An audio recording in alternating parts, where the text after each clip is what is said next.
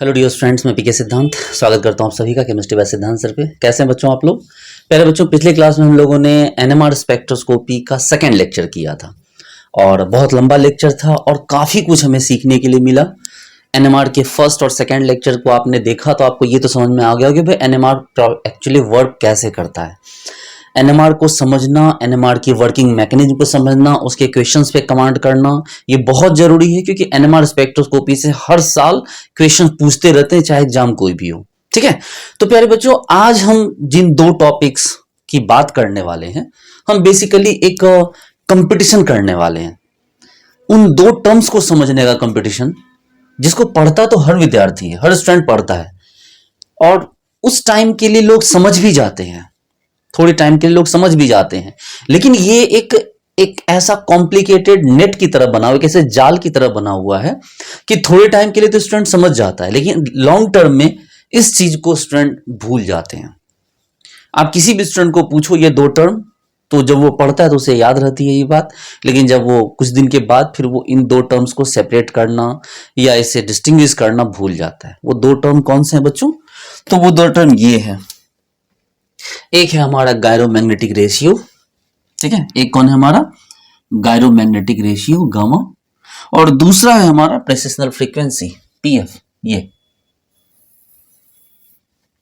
देखिए, ये प्रेसिशनल फ्रीक्वेंसी को ही लार्मर फ्रीक्वेंसी भी कहा जाता है।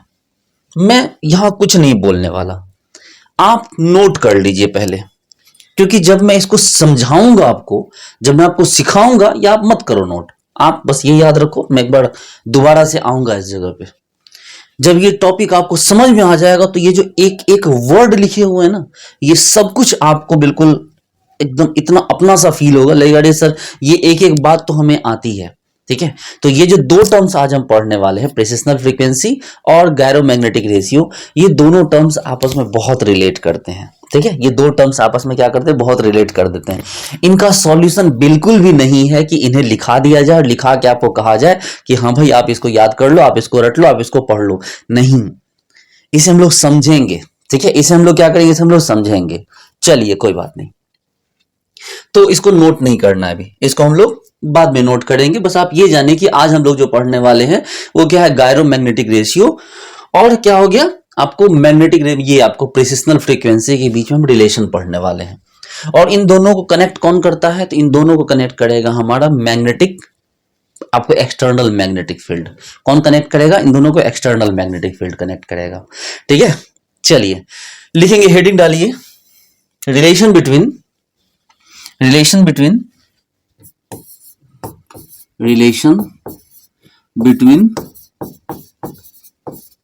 Gyromagnetic ratio and precessional frequency. Precessional frequency का एक नाम और क्या होता है, लार्मर फ्रीक्वेंसी भी होता है, लेकिन हम उससे कोई मतलब नहीं, प्रेसिशनल फ्रीक्वेंसी से ही जानते हैं। ठीक है, गायरोमैग्नेटिक रेशियो जब भी लिखा जाए तो आप उसको लिखेंगे इस तरह से, गामा लिख देंगे। प्रेसिशनल फ्रीक्वेंसी जब लिखना होगा तो आप इसको शॉर्टकट में पीएफ लिख देंगे। ठीक है, क्या हो गया हमारे पास, एक हमारे पास है गायरोमैग्नेटिक रेशियो और दूसरा कौन है हमारे पास, प्रेसिशनल फ्रीक्वेंसी। बच्चों एकदम रिलैक्स हो जाइए, इसको समझने में बहुत लोग बहुत दिमाग खपाते हैं, आपको नहीं खपाना है, आपको बिल्कुल भी जो है इसके पीछे दिमाग नहीं खपाना है। मुझे एक सवाल का जवाब दीजिए, मान लो कि आप, एक बाइक है, ठीक है, एक बाइक है, उस बाइक के टैंक में बिल्कुल भी पेट्रोल नहीं है। हमने उस बाइक में 1 लीटर पेट्रोल डाल दिया। ठीक है, हमने क्या किया, उस बाइक में 1 लीटर पेट्रोल डाल दिया। तो अगर 1 लीटर पेट्रोल डाला तो वो बाइक जो चली 40 किलोमीटर, सपोज करो कि हमने 1 लीटर पेट्रोल डाला और एक बिल्कुल कांस्टेंट रोड है, कांस्टेंट स्पीड से आप चला रहे हो, तो आपने क्या किया कि उस 1 लीटर पेट्रोल से आपने कितना चलाया, तो आपने चलाया 40 किलोमीटर। अच्छा, एक बहुत बड़ा क्वेश्चन पूछ रहा हूं मैं आपसे, अगर मैंने 2 लीटर पेट्रोल डाल दिया तो कितना गाड़ी चलेगा, आइडियली कितना गाड़ी चलेगा? कितना 40 किलोमीटर, वाह क्या बात है, मान गए, क्या खतरनाक कॉन्सेप्ट है आपका। अरे भाई सही तो बोल रहा है आपने सही तो बोला। अगर बाइक 1 लीटर पेट्रोल में 40 किलोमीटर चल रही है तो 2 लीटर पेट्रोल में 80 किलोमीटर चलेगी, तो 3 लीटर में कितनी चलेगी, 120 किलोमीटर, क्या बात है। 4 लीटर में सर 160 किलोमीटर, 5 लीटर में सर 200 किलोमीटर, और 6 लीटर में सर 240 किलोमीटर, 7 लीटर में सर 280 किलोमीटर। हो तो गया, बस यही तो था प्यारे बच्चों, बस यही था गायरोमैग्नेटिक रेशियो और प्रेसिशनल फ्रीक्वेंसी का रिलेशन। एकदम रिलैक्स हो जाइए। देखिए मेरे प्यारे बच्चों, बेसिकली जो हमारा गायरोमैग्नेटिक रेशियो होता है, ठीक है, गायरोमैग्नेटिक रेशियो क्या होता है, इवन की प्रेसिशनल फ्रीक्वेंसी, दोनों लमसम एक ही चीजें हैं, लमसम एक ही चीजें हैं। हमने क्या किया,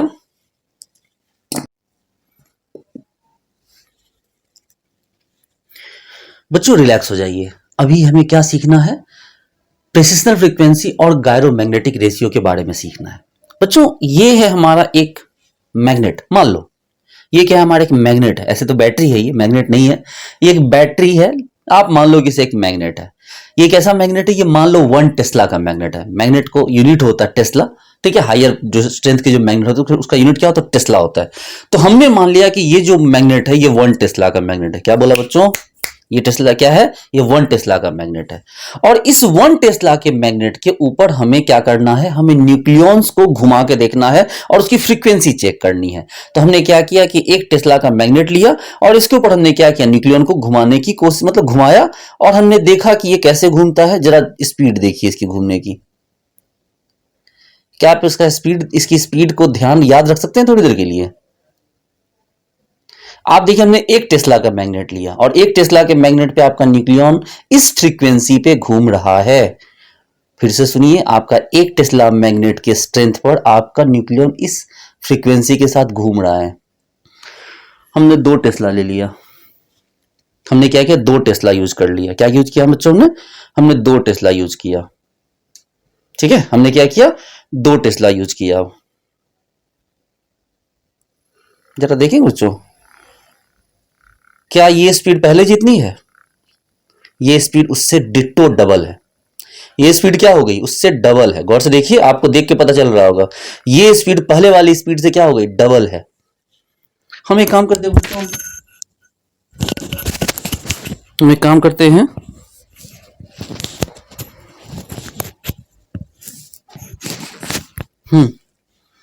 हम 3 टेस्ला ले लेते हैं अगर, तो ये स्पीड ट्रिपल हो जाएगी। मैं सेटअप नहीं दिखा सकता। 3 टेस्ला ले लेंगे, ये स्पीड ट्रिपल हो जाएगी। 4 टेस्ला ले लेंगे, ये स्पीड 4 टाइम हो जाएगी। 5 टेस्ला ले लेंगे, ये स्पीड 5 टाइम हो जाएगी। यही तो सिखाना था बच्चों कि 1 टेस्ला पर आपके न्यूक्लियॉन की जो फ्रीक्वेंसी आती है वो कहलाएगी गायरोमैग्नेटिक रेशियो। क्या कहलाएगी, गायरोमैग्नेटिक रेशियो। और आपको जितना मर्जी करे उतना टेस्ला लगाते जाइए, तो किसी रैंडम नंबर ऑफ मैग्नेट पे, मतलब रैंडम नंबर ऑफ टेस्ला पे, रैंडम नंबर ऑफ उस मैग्नेटिक स्ट्रेंथ पे, जो जितनी बार वो घूमेगा, जितनी फ्रीक्वेंसी वो शो करेगा, उसको बोलेंगे प्रेसिशनल फ्रीक्वेंसी। कि गाड़ी अगर 1 लीटर में 40 किलोमीटर चलता है तो ये कहलाएगा गायरोमैग्नेटिक रेशियो। और आप 4 लीटर पेट्रोल डाल दो, 10 लीटर पेट्रोल डाल दो, गाड़ी 400 किलोमीटर चलेगा। तो ये जो 400 किलोमीटर हुआ, ये कहलाया प्रेसिशनल फ्रीक्वेंसी। आपने 1 टेस्ला का मैग्नेट यूज किया, ये जितनी बार गोल गोल घुमा, जितना फ्रीक्वेंसी शो किया, इसको कहा गया गायरोमैग्नेटिक रेशियो। आपने 10 Tesla, 15 Tesla, 20 Tesla, 4 Tesla, 2 Tesla, 3 Tesla, 10 Tesla, पर 21 टेस्ला, मैक्सिमम 21 टेस्ला तक जा सकते हैं आप। आपने 21 टेस्ला लगा दिया, तो जितना लगाना है लगाओ, लेकिन उस पर जो घूमेगा वो बेसिकली उस गायरोमैग्नेटिक रेशियो का ही तो मल्टीपल होगा। क्या, मान लो आपने 1 टेस्ला लगाया है तो आपको गायरोमैग्नेटिक रेशियो और प्रेसिशनल फ्रीक्वेंसी सेम हो गया। आपने 2 टेस्ला लगाया तो गायरोमैग्नेटिक रेशियो से क्या, प्रेसिशनल फ्रीक्वेंसी डबल हो जाएगा, 2 गुना। 2 टेस्ला लगाया, 2 गुना हो गया। 3 टेस्ला लगा दिया, प्रेसिशनल फ्रीक्वेंसी गायरोमैग्नेटिक रेशियो 3 गुना हो गया। 4 टेस्ला लगा दिया, प्रेसिशनल फ्रीक्वेंसी गायरोमैग्नेटिक रेशियो 4 गुना हो गया। 5 टेस्ला लगाया, 5 गुना हो गया। 6 टेस्ला लगाया, 6 गुना। 7 टेस्ला, 7 गुना। 8 टेस्ला, 8 गुना। 10, मैक्सिमम 21 टेस्ला, तो 21 गुना आ गया। तो प्रेसिशनल फ्रीक्वेंसी जो है वो मल्टीपल होता है किसका, आपको गायरोमैग्नेटिक रेशियो का। ठीक है, अब आप इसको मेरे लैंग्वेज में लिखिए बच्चों, लिखिए। वो अलग है, वो पूरा थ्योरी लिखा हो, मैं आपको एक लाइन में लिखाता हूं। लिखेंगे, लिखिए इसको मेरे लैंग्वेज में लिखिए। लिखिए गायरोमैग्नेटिक रेशियो, गायरोमैग्नेटिक रेशियो एकदम मेरे लैंग्वेज में लिखिए। एक टेस्ला मैग्नेटिक फील्ड पर, पहले हिंदी में लिख लीजिए फिर इंग्लिश में लिखा देता हूं। एक Tesla magnetic field per nucleon जितना घूमेगा या जितनी फ्रीक्वेंसी शो करेगा, एक Tesla magnetic field per nucleon जितना घूमेगा या फ्रीक्वेंसी शो करेगा उसे गायरोमैग्नेटिक रेशियो कहेंगे, उसे गायरोमैग्नेटिक रेशियो कहेंगे, उसे गायरोमैग्नेटिक रेशियो कहेंगे। जबकि जबकि मैग्नेटिक स्ट्रेंथ बढ़ाने पर, मैग्नेटिक स्ट्रेंथ बढ़ाने पर, मैग्नेटिक स्ट्रेंथ बढ़ाने पर न्यूक्लियन जितनी बार घूमेगा, मैग्नेटिक स्ट्रेंथ बढ़ाने पर न्यूक्लियन जितनी बार घूमेगा या जो फ्रीक्वेंसी शो करेगा, या जो फ्रीक्वेंसी शो करेगा उसे प्रेसिशनल फ्रीक्वेंसी कहेंगे। एकदम शांत हो जाइए बच्चे, एकदम शांत हो जाइए, रिलैक्स। अरे पूरा स्पेक्ट्रोस्कोपी का धज्जी उड़ा देंगे जी। आप जब कल चल के जब आप पीएचडी करने जाओगे लैब में, तो आप जाके लैब ऑपरेटर बोले हाँ भाई एनएमआर सब आता है मतलब ऐसा नहीं है। वहां जाने के बाद आपको बहुत कुछ सीखने को मिलेगा, ठीक है, क्योंकि ये जो मैं एनएमआर पढ़ा रहा हूँ ये मतलब जो आपको सीखने के लिए मिलेगा वो प्रैक्टिकल होगा। आप मशीन्स पे काम करना सीखेंगे, किस तरह से एनएमआर मशीन काम करती है, उसके सॉफ्टवेयर किस तरह काम करते हैं। अब मैं आपको ये सब थोड़ी ना बताऊंगा, ये तो आपके सिलेबस में ही नहीं, तो मैं क्यों बताऊं। मैं बता सकता हूँ लेकिन ऐसे नहीं बताऊंगा मैं, फालतू में आपका भी टाइम वेस्ट होगा, ठीक है। बाकी मैं इसके सॉफ्टवेयर से पूरा इसे ग्राफ को पीक को तोड़ना आपको सिखा सकता हूँ, लेकिन सिखाऊंगा नहीं। तो मैंने क्या सीखा, मैंने बच्चों आपको गायरोमैग्नेटिक रेशियो भी बताया और प्रेसिशनल फ्रीक्वेंसी भी बता दी। इसको एक कभी इंग्लिश में लिख लीजिए, इंग्लिश में लिख लीजिए, ठीक है। फ्रीक्वेंसी ऑफ न्यूक्लियंस या frequency of nucleon, frequency of nucleon at 1 tesla magnetic field, at 1 Tesla magnetic field, frequency of nucleon at 1 Tesla magnetic field, at 1 Tesla magnetic field is called gyromagnetic ratio, is called gyromagnetic ratio, is called gyromagnetic ratio. While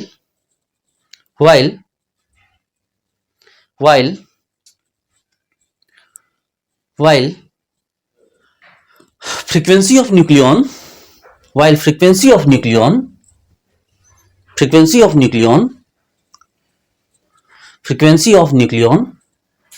at given magnetic field, at given magnetic field is called precessional frequency, is called precessional frequency, is called precessional frequency. Paragraph change कीजिए, लिखिए प्रेसिशनल frequency is generally ही लिखूंगा, ठीक है। क्यों generally लिख रहा हूं वो भी समझ में आ जाएगा। Precessional frequency generally multiple of gyromagnetic ratio, is multiple of gyromagnetic ratio. आप बोलो सर जनरली क्यों लिखे सर आप? बच्चों जनरली इसलिए लिखे क्योंकि आप बात समझिए। देखिए आपको थोड़ा सा ये बात समझना होगा, जैसे हमारे पास ये प्यारा सा नन्हा सा मुन्ना सा हाइड्रोजन है, ठीक है। ये हमारे पास क्या है बच्चों? ये हमारे पास हाइड्रोजन है। तो हाइड्रोजन का जो न्यूक्लियन होगा मेरे प्यारे बच्चों, इसके लिए जो हमारा गायरोमैग्नेटिक रेशियो आता है ये आता है 42.57, ठीक है, मेगाहर्ट्ज पर टेस्ला। बात कर रहा हूं इसके बारे में, डोंट वरी। यानी कि ये एक टेस्ला मैग्नेट यूज कीजिएगा तो 42.57 मेगाहर्ट्ज ये रोटेट करेगा। ध्यान से सुनिए मेरी बात को कि हमने अगर एक टेस्ला का मैग्नेट यूज किया प्यारे बच्चों, तो हमारा जो न्यूक्लियन है वो 42.57 मेगाहर्ट्ज पर टेस्ला यूज, मतलब मेगाहर्ट्ज पर टेस्ला बार घूमेगा। आप बोलोगे सर क्या बात कर रहे हैं सर? हमने हाँ भाई यही बात कर रहे हैं। 42.57 हर्ट्ज का मतलब क्या होता है? हर्ट्ज का मतलब क्या होता है? पर सर्कल। क्या यानी कि हर्ट्ज क्या होता है? सर्कल को बोलते हैं ना। सर्कल हो गया, अब एक सर्कल बना तो 1 हर्ट्ज हुआ।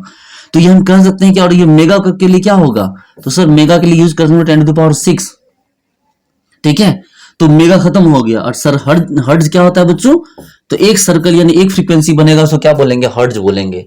यानी कि अगर आप एक टेस्ला का मैग्नेट देंगे मेरे दुलारे बच्चों, तो आपका जो न्यूक्लियन है हाइड्रोजन का वो कितनी बार घूमेगा, 42.57 इंटू 10⁶ टाइम इन 1 टेस्ला। अगर एक टेस्ला देंगे आप तो क्या हो जाएगा, ये आपको 42.57 इंटू 10 सर्कल, ठीक है। हर्ट्ज किसको बोलते हैं, अरे सर्कल पर सेकेंड, क्या सर्कल पर सेकेंड हो गया ना, तो ये एक सेकेंड में इतनी बार घूमेगा, ये एक टेस्ला पे ये एक सेकेंड में इतनी बार घूमेगा। तो सोचिए, इसको भूल जाइए, अभी इस पे बात करेंगे, इसके बारे में भी सीखना हमें।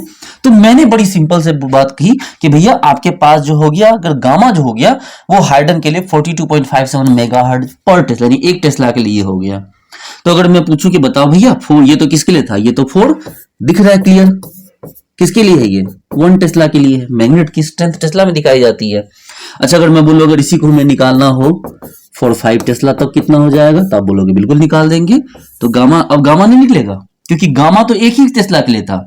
अब क्या आएगा मेरे प्यारे बच्चों, अब गामा नहीं आएगा, अब एंट्री होगी किसकी, प्रेसिशनल फ्रीक्वेंसी की। गामा का बड़का भैया है ये। बोलेगा रे गामा एक टेस्ला में कितना बार घूमने वाले हो तुम, बोले भैया हम तो 42.57 मेगाहर्ट्ज एक टेस्ला में घूमेंगे। प्रश्न पूछ, अरे भाई साहब मेरे पास 5 टेस्ला, बोले कोई बात नहीं भैया 5 से गुना कर दीजिए ना, 5 से गुना कर दीजिए। तो जरा चेक करो, आप बोलोगे सर 42.57 मेगाहर्ट्ज पर टेस्ला, और इसने क्या किया 5 टेस्ला से क्या कर दिया, गुना कर दिया। तो 5 टेस्ला टेस्ला तो खत्म हो गया, और ये 5 आके इसमें क्या हो गया, मल्टीप्लाई हो गया। तो 5 से मल्टीप्लाई कर दो कितना हो गया, देख लो, ये 5 7 35 के 5, 5 5 25, 25 2 27, 5 2 10, 2 12, 5 4 20, 1 21।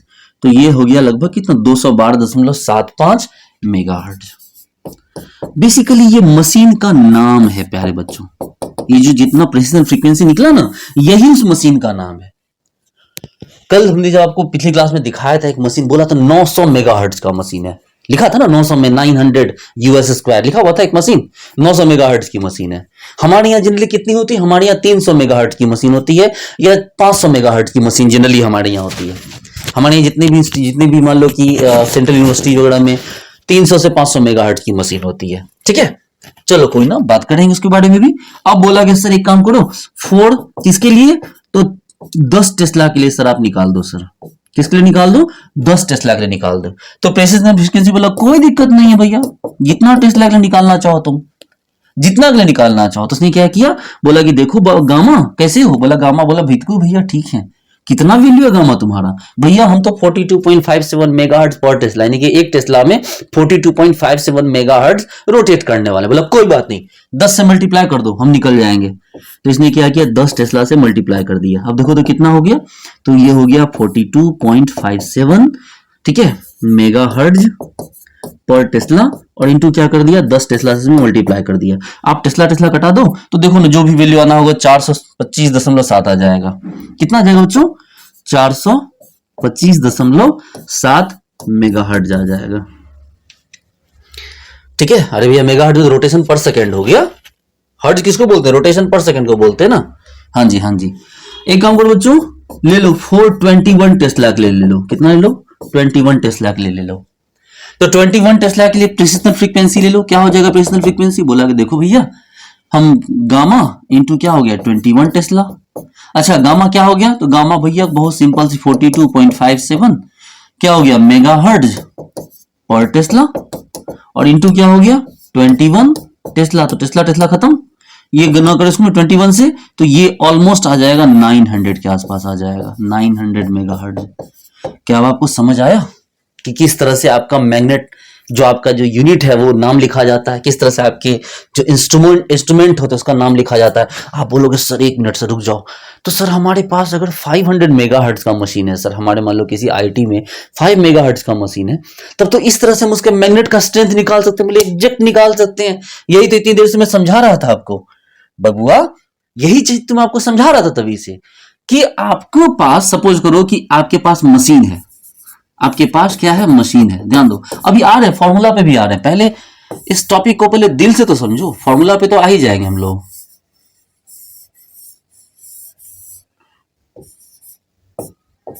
ये मान लो एनएमआर की मशीन है, ठीक है। यहां पर लिखा हुआ कितना 500 मेगाहर्ट्ज की मशीन है। एक मशीन लिखी हुई है यहां पर, छोटी मशीन है,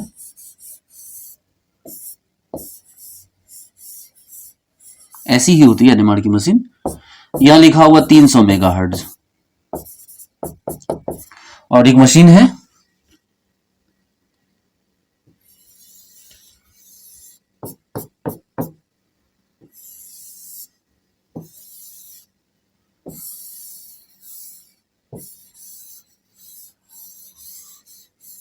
ये है, यहां इसमें इस तरह से सीढ़ी लगा हुआ है, इस सीढ़ी पे आदमी चढ़ रहा है, ये सीढ़ी इस तरह से लगी हुई है, सीढ़ी पे आदमी चढ़ता है और यहाँ पे आदमी खड़ा होता है। मान लो इस जगह पे आदमी खड़ा हो रहा है। और ये जो मशीन है बच्चों, ये क्या होगी 900 मेगाहर्ट्ज की है, ठीक है। ये क्या मशीन किसकी है, तो ये 900 मेगाहर्ट्ज की है। ये सभी हाइडन के कंपेयर में लिखे जाते हैं। तो आपने बोला कि ठीक है सर, आपकी बात हमें थोड़ी थोड़ी समझ में आने लगी है। सर अगर हम 300 मेगाहर्ट्ज की मशीन की बात करें, सर अगर हम बात करते हैं किसके, अगर हम 300 मेगाहर्ट्ज की मशीन की बात करते हैं, ठीक है, अगर हम किसकी बात करते हैं 300 मेगाहर्ट्ज की, पहले हम बात करते हैं पहले 300 मेगाहर्ट्ज की मशीन की, ठीक है। हम किसकी बात करते हैं बच्चों, पहले हम 300 मेगाहर्ट्ज की मशीन की बात करते हैं। ये हमारा 300 मेगाहर्ट्ज की मशीन है। अगर हमारे पास 300 मेगाहर्ट्ज हो गया बच्चों, तो आपने बोला कि सर गौर से देखिए, हमारे पास प्रेसिशनल फ्रीक्वेंसी पहले ही दे दिया गया है। कितना दे दिया गया 300 मेगाहर्ट्ज। जो इंस्ट्रूमेंट का नाम है वही प्रेसिशनल फ्रीक्वेंसी। प्रेसिशनल फ्रीक्वेंसी कितना हो गया 300 मेगाहर्ट्ज, ठीक है सर। गायरोमैग्नेटिक रेशियो कितना होता है सर, तो मैंने बोला देखो 42.57 क्या मेगाहर्ट्ज पर टेस्ला। आपको क्या चाहिए, आपको चाहिए मैग्नेटिक स्ट्रेंथ, चाहिए मैग्नेटिक फील्ड का स्ट्रेंथ। आपको ये चाहिए कि अब इसमें कितना स्ट्रेंथ का मैग्नेट लगा हुआ है। तो अभी मैंने आपको सिखाया कि प्रेसिशनल फ्रीक्वेंसी जो होता है मेरे प्यारे बच्चों, वो कितना होता है गामा, यानी प्रेसिशनल फ्रीक्वेंसी मतलब गायरोमैग्नेटिक रेशियो, और क्या हो गया यहां पर आपको ये मैग्नेट का स्ट्रेंथ ही होता है ना।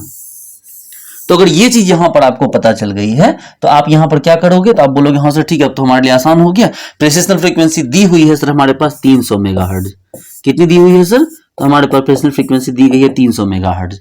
गामा का वैल्यू हमें भी पता है सर 42 पॉइंट क्या है सर हमारे पास 57 मेगाहर्ट्ज, और पर क्या हो गया टेस्ला हो गया सर। और हमें साथ में क्या है बी नोट, हमें बी नोट चाहिए। तो अगर बी नोट चाहिए सर तो हम क्या करेंगे, अगर बी नोट चाहिए तो बी नोट के लिए क्या करेंगे सर 300 डिवाइडेड बाय 42.57। देखिए ऊपर भी मेगा हर्ट्ज है, नीचे भी मेगा हर्ट्ज आएगा, और साथ में क्या हो जाएगा पर टेस्ला भी आएगा। तो मेगा हर्ट्ज तो कट जाएगा, तो पर टेस्ला जो होगा वो कहां चला जाएगा, ऊपर चला जाएगा। अब आप इसको मल्टीप्लाई कर दो, अगर मतलब डिवाइड कर दो, अगर 300 कुछ 42.57 से कितना आ जाएगा भाई, हाँ जी कितना हो गया ये 300 भागा 42.57, ये आ गया आपको 7.04 टेस्ला। यानी कि 300 मेगाहर्ट्ज की मशीन में लगभग 7 टेस्ला का मैग्नेट लगा होता है। 300 मेगाहर्ट्ज की मशीन में क्या होता है, लगभग 7 टेस्ला की मशीन, 7 टेस्ला का मैग्नेट लगा होता है। गौर से देखिए, यानी जो 300 मेगाहर्ट्ज की मशीन है, बहुत सारे जो पुरानी जो सेंट्रल यूनिवर्सिटीज हैं उनमें 300 मेगाहर्ट्ज की मशीन है, तो उसमें कितना टेस्ला का मैग्नेट लगा हुआ है, 7 टेस्ला का मैग्नेट लगा हुआ है। ठीक है, देखो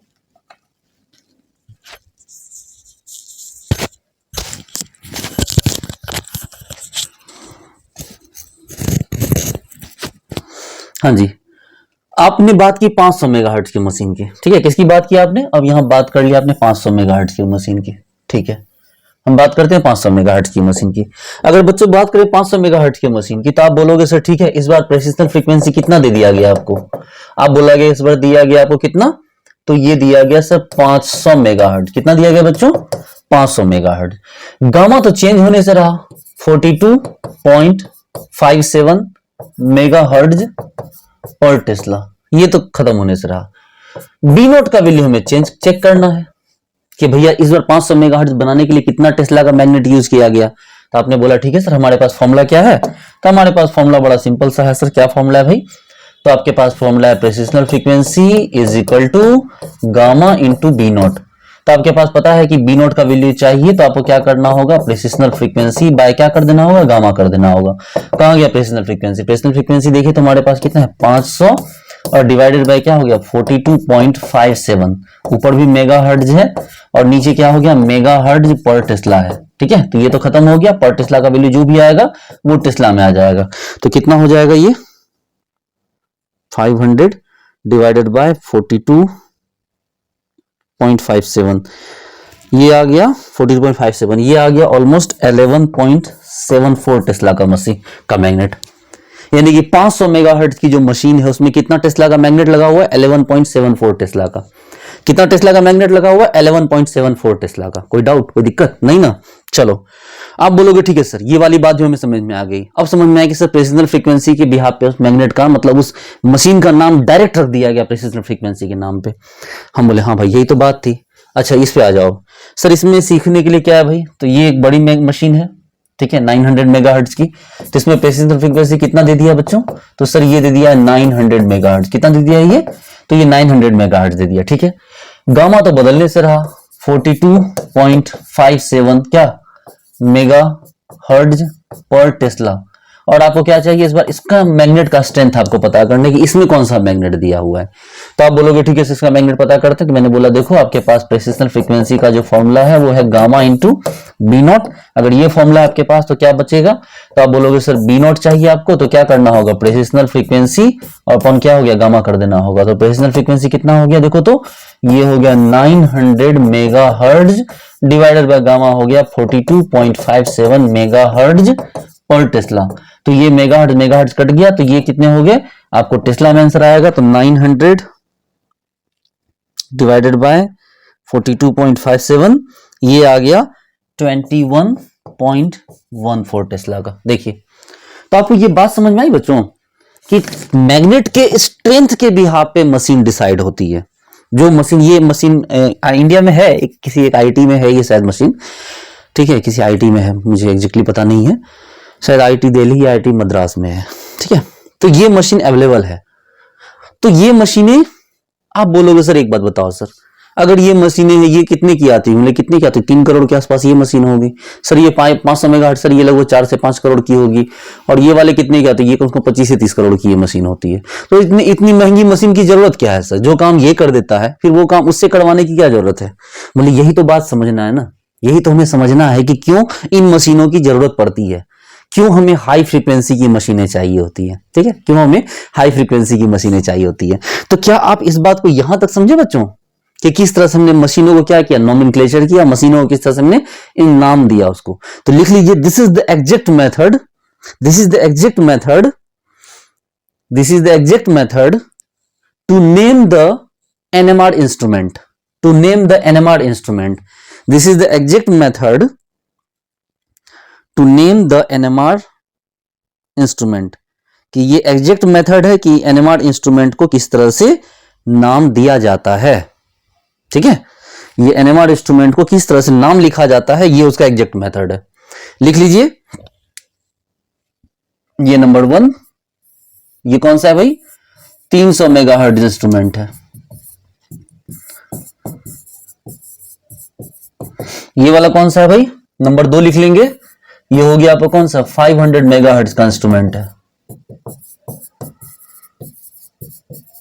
और वो कौन है भाई, तो वो आपको ये वाला, ये 900 मेगाहर्ट्ज का इंस्ट्रूमेंट है, 900 मेगाहर्ट्ज इंस्ट्रूमेंट। आई बात समझ में, अच्छे से नोट कर लीजिए इसको भी। चलिए आगे बढ़े जी, आगे बढ़ते हैं बच्चों। अब हमें आते हैं इस बात को समझने पे, हमें तो ये समझ में आ गया कि एरोमैग्नेटिक रेशियो किस तरह काम करता है, प्रेसिजनल फ्रीक्वेंसी किस तरह काम करता है। अब हमने इसके फॉर्मूले नहीं देखे, हमने जो देखा हमने अपने हिसाब से मतलब खुद से समझ के एक फॉर्मूला लिख दिया। हमने क्या किया, खुद से समझ के एक फॉर्मूला लिख दिया, क्या कि precessional frequency is equal to gamma into B naught. ये हमने खुद से समझ के लिख दिया, हमने मोटर घुमा के आपको दिखा दिया और समझा दिया कि ये फॉर्मूला होता है। अच्छा बच्चों आज के बाद आप नहीं भूलेंगे ना प्रेसिजनल फ्रीक्वेंसी और गायरोमैग्नेटिक रेशियो। गायरोमैग्नेटिक रेशियो छोटा भाई है, यानी कि याद रखना कि मोटर में एक बैटरी लगा के जितना घुमा था वो क्या था, वो था गायरोमैग्नेटिक रेशियो। और जब बैटरी का नंबर बढ़ा दिया था तब जितना घुमा था वो क्या था, वो प्रेसिजनल फ्रीक्वेंसी थी। यानी एक टेस्ला मैग्नेट पे जितना बार घूमेगा वो, तो वो क्या कहलाएगा, वो कहलाएगा गायरोमैग्नेटिक रेशियो। और नंबर ऑफ टेस्ला बढ़ाते चले गए, अब जितनी बार वो घूम रहा है वो क्या हो गया, प्रेसिजनल फ्रीक्वेंसी हो गया। चलो बच्चों जैसे कि हमने, आप बोलोगे एक बात बताओ सर, अगर हमने ऐसा किया कि जो मैग्नेट है वो हमने 1 टेस्ला से कम का लगाया, तो क्या वो नहीं घूमेगा? हमने बिल्कुल घूमेगा। अरे जितना लगाओ, आप इतू से लगाओगे उसमें भी गोल गोल घूमने लगेगा। लेकिन ये पता है, ये तो ऑर्गेनिक केमिस्ट्री के उसी तरह की बात हो गई ना, जब हम लोग वो पढ़ते थे जी, ऑटोमेटिज्म, कन्फर्मेशनल आइसोमेरिज्म पढ़ते थे। उसमें क्या देखते थे कि जितनी बार घूमेगा नया नया कन्फर्मेशन बनेगा। तो हमने फिक्स कर दिया कि भैया इसको 60 से कम मत घुमाना, पता चलेगा हर एक डिग्री में स्ट्रक्चर बदलते जा रहे हैं। तो 60 पे हमने फिक्स किया, तो क्या बना हमारे पास? उसमें आपको गॉच फॉर्म बना, मतलब सबसे पहले फुली क्लीव बना, गॉच बना, पार्सली क्लीव बना, एंटी स्टैगर्ड बना था नहीं ये सब। तो उसी तरह से हमने क्या किया कि 1 टेस्ला को स्टैंडर्ड माना कि 1 टेस्ला पे जितनी बार वो घूमेगा वो कहलाएगा गायरोमैग्नेटिक रेशियो, और जितना टेस्ला बढ़ाते चले जाइए वो क्या कहलाएगा? प्रेसिशनल फ्रीक्वेंसी। मैंने थोड़ी देर पहले आपको बोला कि जनरली ये मल्टीपल होता है। अब बोलो सर जनरली वर्ड क्यों यूज किया था? तो जनरली वर्ड इसलिए हमने यूज किया था, देखो कि यहां पर जरूरी थोड़ी है कि जो आपका मैग्नेट हो वो बिल्कुल मल्टीपल ही आ जाए। देखो तो यहां देखो तो ये मैग्नेट है, मान लो 7 टेस्ला डायरेक्ट आ गया था, कि 7 से डायरेक्ट गुना कर दोगे 42.57 का, तो क्या हो गया? प्रेशनल फ्रीक्वेंसी आ गई। लेकिन यहां पर देखो तो यहां तो मैग्नेट क्या हो गया? ये तो फ्रैक्शनल टेस्ला आ गया, यानी कि आपको क्या, ये डायरेक्ट इंटीग्रल नहीं हुआ है ना। यहां भी देखो आप, ये डायरेक्ट इंटीग्रल नहीं हुआ। यहां भी जो मैग्नेट आया वो कितना? 21.14 टेस्ला का मैग्नेट है। मतलब डायरेक्टली आप ये नहीं कर सकते कि भाई जितना टेस्ला का उससे गुना कर दो, ठीक है। टेस्ला में फ्रैक्शनल आ जा रहा है कई बार, टेस्ला क्या हो जा रहा है? कई बार फ्रैक्शनल आ जा रहा है। ये डायरेक्ट नहीं है कि भाई डायरेक्ट इंटीग्रल मल्टीपल नहीं है ये।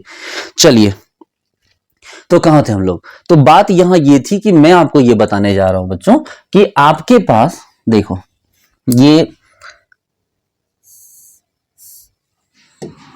मेरे पास न्यूक्लियन है, और ये न्यूक्लियन कहां है बच्चों? ये ग्राउंड स्टेट पे है। ये न्यूक्लियन कहां है? ग्राउंड स्टेट पे। और अभी इन न्यूक्लियन को कोई एक्सटर्नल मैग्नेटिक फील्ड नहीं दी गई है। हमने इस बारे में खूब बात की पिछले क्लास में कि हमने इसको कोई एक्सटर्नल मैग्नेटिक फील्ड अभी तक नहीं दी है, लेकिन अब स्टार्ट कर दिया देना। यहां क्या है बच्चों? तो यहां हो गया विदाउट एक्सटर्नल मैग्नेटिक फील्ड। कौन है हमारा external magnetic field? B naught. और यहां क्या हो गया? With external magnetic field. यानी इस पार्ट हमने दिखाना शुरू कर दिया कि भैया हमने एक्सटर्नल मैग्नेटिक फील्ड दे दिया। तो बच्चों जब हमने इसको एक्सटर्नल मैग्नेटिक फील्ड दिया तो क्या हुआ? तो ये स्प्लिट करने लगा। क्या हो गया? स्प्लिट करने लगा। देखो हमने थोड़ा सा दिया, ये थोड़ा सा बढ़ गया। हमने थोड़ा सा मैग्नेट यूज किया, ये स्प्लिट कर गया। हमने क्या किया? मैग्नेटिक फील्ड को और स्ट्रांग किया, तो ये और दूर चला गया, इनके बीच और ज्यादा स्प्लिटिंग आ गई। हमने मैग्नेटिक फील्ड को और ज्यादा स्ट्रांग किया, ये और ज्यादा दूर चला गया, ये और स्प्लिट कर गया। हमने मैग्नेटिक फील्ड को और ज्यादा दिया, ये और ज्यादा स्प्लिट कर गया। हमने मैग्नेटिक फील्ड को और ज्यादा दिया, ये और ज्यादा स्प्लिट कर गया। तो कहने का ये मतलब है मेरे प्यारे बच्चों, कहने का ये मतलब है, आप समझेंगे बात को, कहने का ये मतलब है कि आप जितना स्ट्रॉन्ग मैग्नेट देते जाइए, आप जितना स्ट्रॉन्ग मैग्नेट देते जाइए, ये उतना ज्यादा फैलता जाएगा। आप जितना ज्यादा स्ट्रॉन्ग मैग्नेट देते जाइए, ये उतना दूर जाता जाएगा। इसमें इसको कोई दिक्कत नहीं है।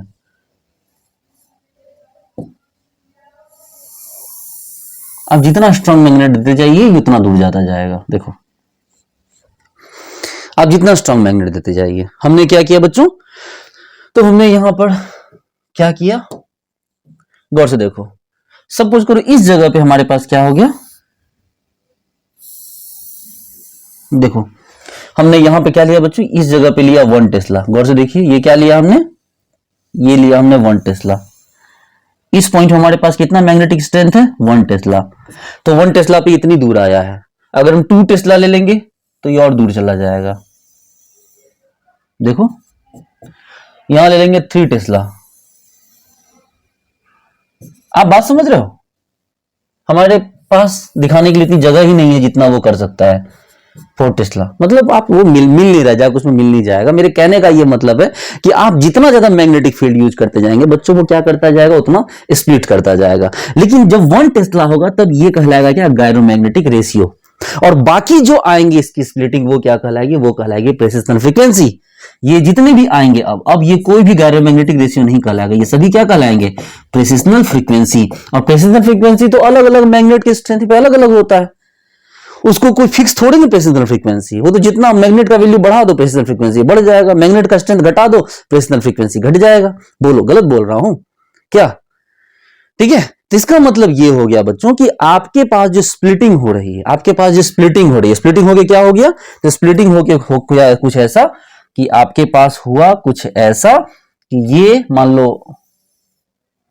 एक इस तरह से रह गया और एक इस तरह से रह गया। यही चीज है ना। देखो हम इसको देते चले गए तो ये ऊपर चला गया, और अब हम जब वेव किसका लाएंगे, रेडियो वेव लाएंगे, तो नीचे वाला ऊपर जाएगा। पॉपुलेशन गैप का ध्यान रखना बस कि ऊपर वाला नीचे वाले से ज्यादा ना हो जाए, उठा उठा लेते जाना। जितना देर ले जाओगे वो पल्स टाइम, जितना देर के लिए बंद करोगे वो पल्स इंटरवल यानी रिलैक्सेशन टाइम, वो नीचे आएगा। पॉपुलेशन गैप हमेशा ऊपर वाले का क्या हो जाए, नीचे वाले से कम होना चाहिए, यानी कि पॉपुलेशन गैप हमेशा नीचे की तरफ झुका होना चाहिए, नीचे वाले ज्यादा होना चाहिए। जब भी ऊपर वाला नीचे वाला बराबर हो जाएगा तो पीक बनना क्या हो जाएगा, बंद हो जाएगा। समझ रहे हैं बात। पिछले क्लास में ये सारी बातें मैंने आपको बताई थी, ठीक है। चलिए, तो ये बात आपको समझ में आ जानी चाहिए, ठीक है। आगे देखिए, यानी कि अब मोटा मोटा बात समझते हैं बच्चों, अब उतना उलझते नहीं हम लोग, मोटा मोटा बात समझते हैं कि देखो ये तो हो गया हमारा भाई क्या, ये तो वो हो गया, देखो ये ऐसे, ये ऐसे, तो ये तो हो गया भाई जो हमारा ये मतलब क्या था, यहां कोई मैग्नेटिक फील्ड हमने यूज नहीं किया, हमने कोई मैग्नेटिक फील्ड यूज किया तो क्या हो गया, वो इस तरह से उठ गया। देखो वो इस तरह से उठ गया। सपोज करो कि हमने यहां पर लिया है बच्चों, ध्यान दीजिए एकदम बात को समझिए कि हमने क्या किया है, हमने दो तरह की चीजें ली है। हमने क्या किया, दो तरह की चीजें ली है। ये जो हमने मैग्नेट यूज किया है बच्चों, देखिए ये जो हमने यूज किया है ये वाला, सपोज करो कि ये हो गया हमारा, ये जो हो गया बच्चों, ये हो गया हमारा 200 मेगाहर्ट्ज की मशीन हो गई, तो उसमें इतनी स्प्लिटिंग हो रही, किसमें, 200 मेगाहर्ट्ज की मशीन हो गई, इसमें इतनी स्प्लिटिंग हो रही है, ठीक है। दूसरा लो, उसी तरह न्यूक्लियॉन है, उसी तरह से न्यूक्लियॉन है। इस बार जो मशीन ले रहे हैं बच्चों वो कैसा ले रहे हैं हम, इस बार जो मशीन ले रहे हैं वो 400 मेगाहर्ट्ज की मशीन है। कैसी मशीन है प्यारे बच्चों, 400 मेगाहर्ट्ज की मशीन है, ठीक है। कितनी की मशीन है, ये 400 मेगाहर्ट्ज की मशीन है, ठीक है, कोई बात नहीं। फिर से लेंगे हम यहां, ये न्यूक्लियॉन फिर से लिया हमने वैसे ही जैसे पहले लिया। इस बार क्या हो गया बच्चों, ये देखो इस बार हमने कैसा ले लिया, इस बार हमने 600 मेगाहर्ट्ज की मशीन ले ली। इस बार हमने कैसी मशीन ले ली, 600 मेगाहर्ट्ज की मशीन ले ली। तो आप अगर ध्यान से देखोगे बच्चों, आप अगर ध्यान दोगे तो आपको पता चलेगा कि सर जब हमने 200 मेगाहर्ट्ज की मशीन ली है तो नो डाउट ये एक यहां आना है इस तरह से, और एक क्या हो गया, ये यहां जाना है। ध्यान दो, एकदम रिलैक्स हो जाओ बच्चों, ये यहां, ये यहां, ये यहां, ये थोड़ा ऊपर कर दूं मैं इसको, ये यहां। तो अब यहां क्या हो रहा है बच्चों कि इसके बीच का जो गैप है, इसके बीच का जो क्या हो गया, इसके बीच का जो गैप है, तो मान लो कि इसके बीच का गैप अगर इसके बीच का गैप बच्चों, अगर ये गैप अगर डेल्टा ई है, अगर ये गैप बच्चों डेल्टा ई है, तो ये वाला गैप कितना हो गया प्यारे बच्चों, सर ये 2 डेल्टा ई हो गया, नहीं हो गया। अरे बबुआ ध्यान दो, अगर ये 200 मेगाहर्ट्ज की मशीन का गैप अगर कितना था, डेल्टा ई है, तो 400 मेगाहर्ट्ज की मशीन का गैप कितना हो जाएगा आपको, 2 डेल्टा ई नहीं हो जाएगा, 2 डेल्टा ई, और 600 मेगाहर्ट्ज की मशीन का गैप कितना हो जाएगा प्यारे बच्चों, तो सर ये 3 डेल्टा ई हो जाएगा। बोलो, है ना, ये क्या हो गया, 3 डेल्टा ई हो गया। आपको पता है कि जो हमारा जो मशीन है, हमारी मशीन कोई गामा पे तो डिपेंड करती नहीं, क्योंकि गामा तो कांस्टेंट है। तो ये डिपेंड किस पे करती है, डिपेंड करती ओनली ऑन मैग्नेटिक स्ट्रेंथ। हमारी मशीन किस पे डिपेंड करती है, सिर्फ और सिर्फ डायरेक्टली किस पे, मैग्नेट के स्ट्रेंथ पे।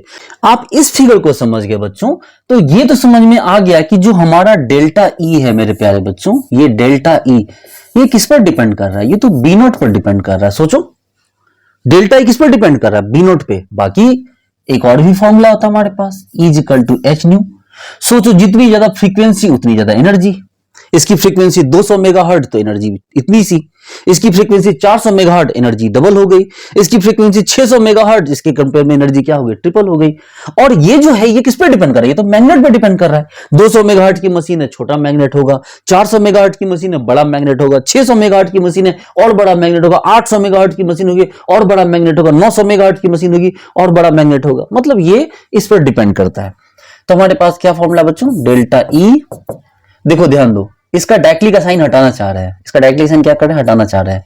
तो डायरेक्टली का साइन हटाने के लिए आपको ध्यान दो क्या आ जाएगा यहां पर, तो यहां पर ये आ जाएगा क्या, गामा आएगा और एच कट आएगा। आपको दिमाग नहीं लगाना है इस चीज में, आपको इससे कोई मतलब नहीं है, ये ऐसे आता है, ठीक है, ये इस तरह से आता है। आप बोलोगे सर तो हम एक काम करते हैं, E equal to H nu लिख देंगे, अगर हम लोग बिल्कुल लिख सकते हो, gamma H cut B naught H nu is equal to gamma H cut को एच बाय 2 पाई लिख देंगे और बी नॉट, ठीक है। तो हम क्या करेंगे, यहां से एच एच कट गया मेरा, तो म्यू इज इक्वल टू क्या हो गया, gamma B not bye 2 pi.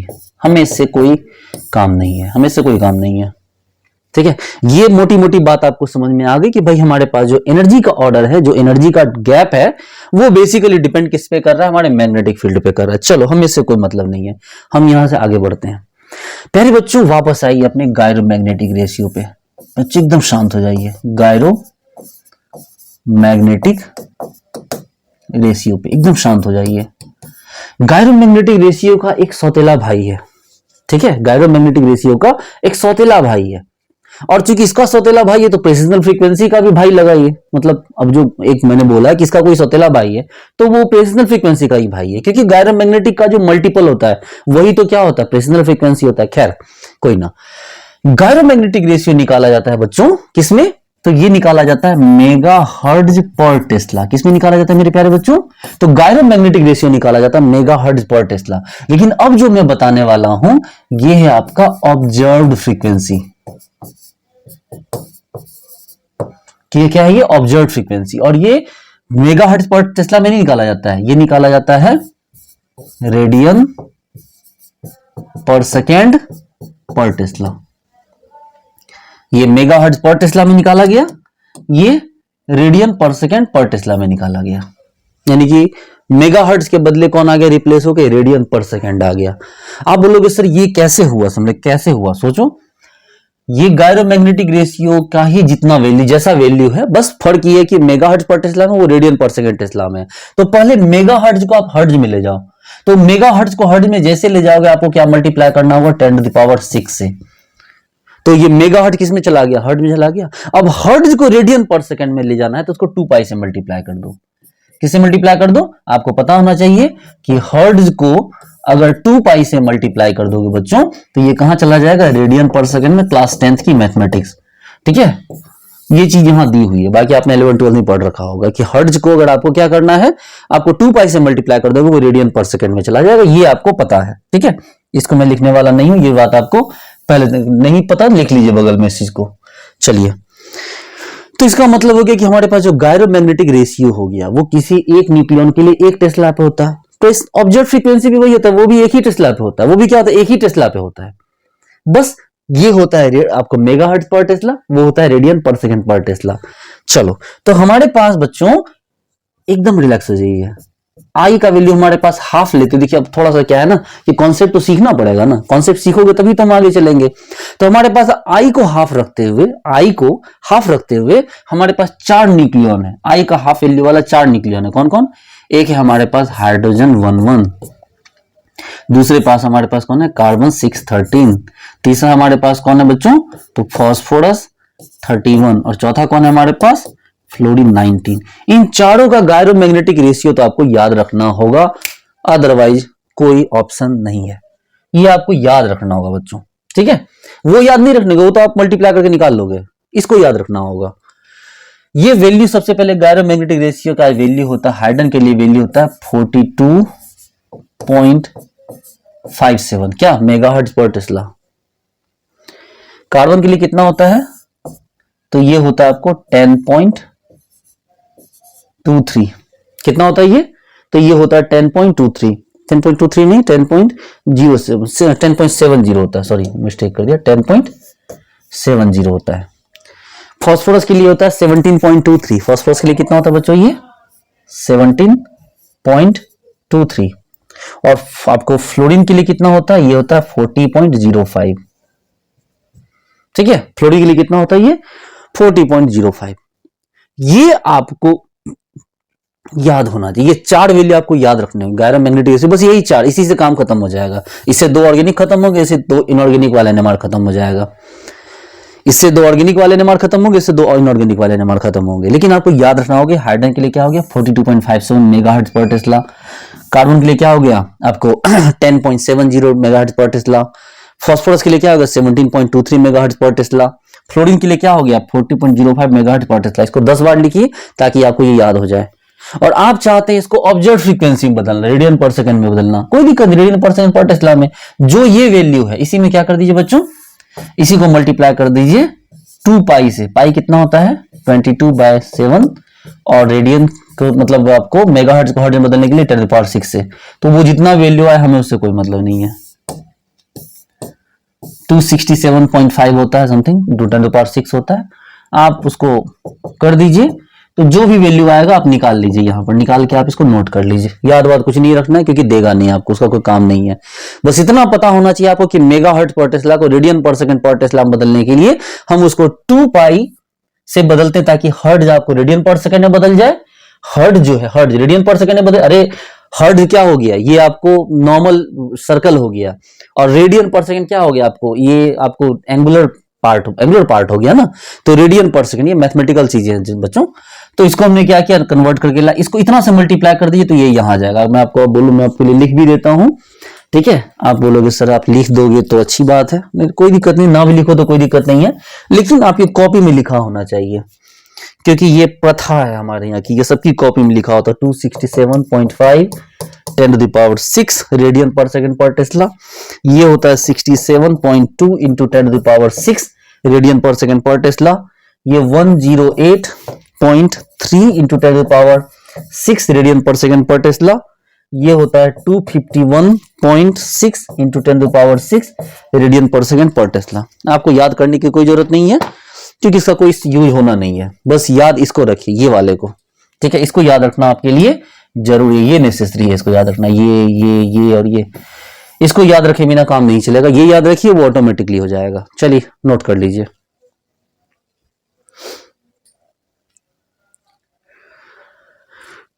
Note कीजिए इसको।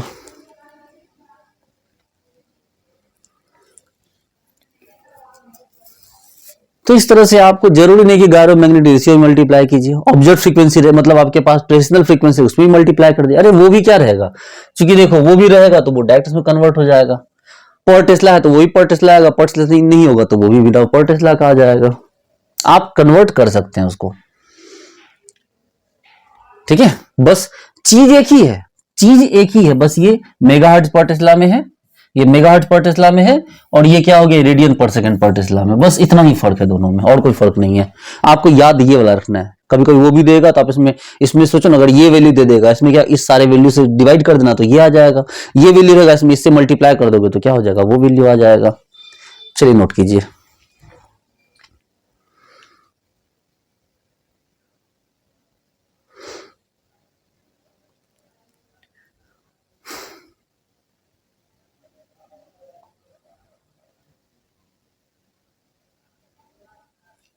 ठीक है, चलिए कुछ क्वेश्चन करें बच्चों। अब कुछ क्वेश्चंस करते हैं, ठीक है। चलिए क्वेश्चन लिखेंगे कुछ, पहले 3-4-5 क्वेश्चन पहले हम लोग करेंगे, उसके बाद यहां से आगे बढ़ेंगे। पहले कुछ क्वेश्चन करते हैं, ठीक है। क्या क्वेश्चन है हमारा, क्वेश्चन कह रहा है, question calculate the precision frequency, calculate the precessional frequency of proton at 5 Tesla external magnetic field, ठीक है। ये पूछ रहा है, क्या बोल रहा है कि precessional frequency of proton gamma, इसका वैल्यू दे देगा, वो भी चिंता मत कीजिए, आपको याद भी रखना है, लेकिन वो आपको दे भी देगा 42.57 मेगाहर्ट्ज पर टेस्ला, ये आपको दे भी देगा, आपको उसके लिए चिंता नहीं करनी है। तो क्या हो गया बच्चों आंसर इसका, क्या आंसर आ जाएगा इसका? जैसे प्रेसिजन फ्रीक्वेंसी मांगना, तो प्रेसिजन फ्रीक्वेंसी का फॉर्मूला क्या हो गया? गामा बी नॉट, है ना। आपको क्या चाहिए? आपको 5 टेस्ला मैग्नेटिक दे दिया, ये देखो प्रेसिजन फ्रीक्वेंसी आपको मांग रहा है।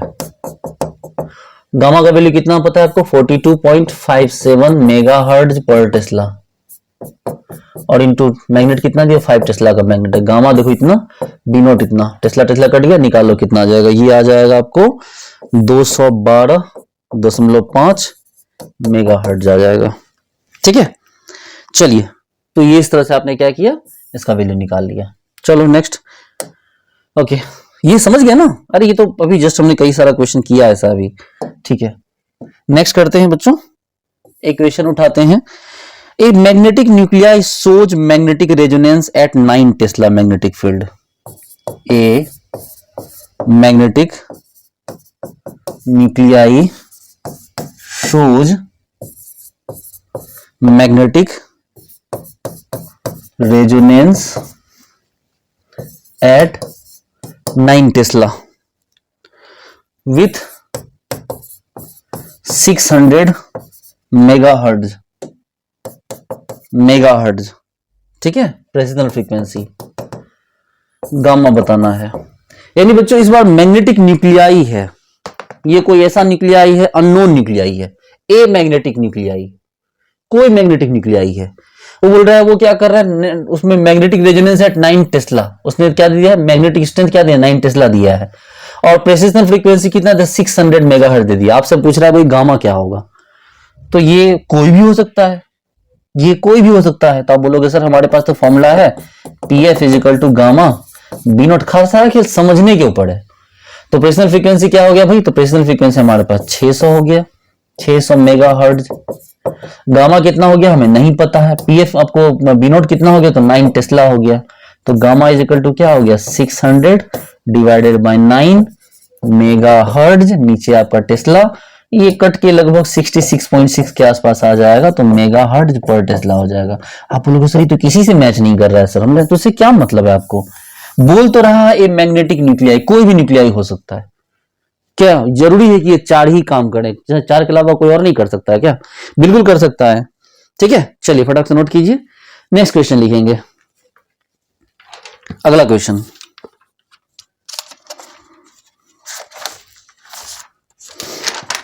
अगला क्वेश्चन लिखेंगे बच्चों।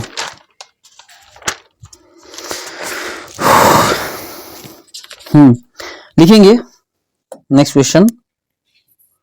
कह रहा है precessional frequency of proton at, precessional frequency of proton NMR instrument is 500 megahertz. ठीक है, यानी कि एक मशीन दिया है, उसका कितना दिया है स्ट्रेंथ? तो 500 मेगाहर्ट्ज दिया है। ठीक है, और पूछ रहा है कि प्रेसिशनल फ्रीक्वेंसी क्या होगी of carbon, fluorine and phosphorus nuclei. देखिए बच्चों, ये एक बहुत बेहतरीन क्वेश्चन है, आपको ये समझना होगा, इस क्वेश्चन को बड़ा ध्यान से समझना होगा। देखिए, जैसे कि हमारे पास जो मशीनें होती हैं, एनएमआर की मशीनें, वो जानी जाती है हाइड्रोजन के नाम से। अगर 500 मेगाहर्ट्ज की मशीन है तो वो ऑटोमेटिकली अंडरस्टूड है कि ये 500 जो प्रेसिशनल फ्रीक्वेंसी आई है वो हाइड्रोजन के लिए है। 300 मेगाहर्ट्ज की मशीन है, इसका मतलब कि ये ऑटोमेटिकली अंडरस्टूड है कि ये हाइड्रोजन के लिए आई है। अगर 500 मेगाहर्ट्ज की मशीन है तो ये ऑटो अंडरस्टूड है कि अगर 42.57 से डिवाइड कर देंगे तो कितना आ जाएगा? ये ध्यान दीजिए, एक मिनट रुक जाइए।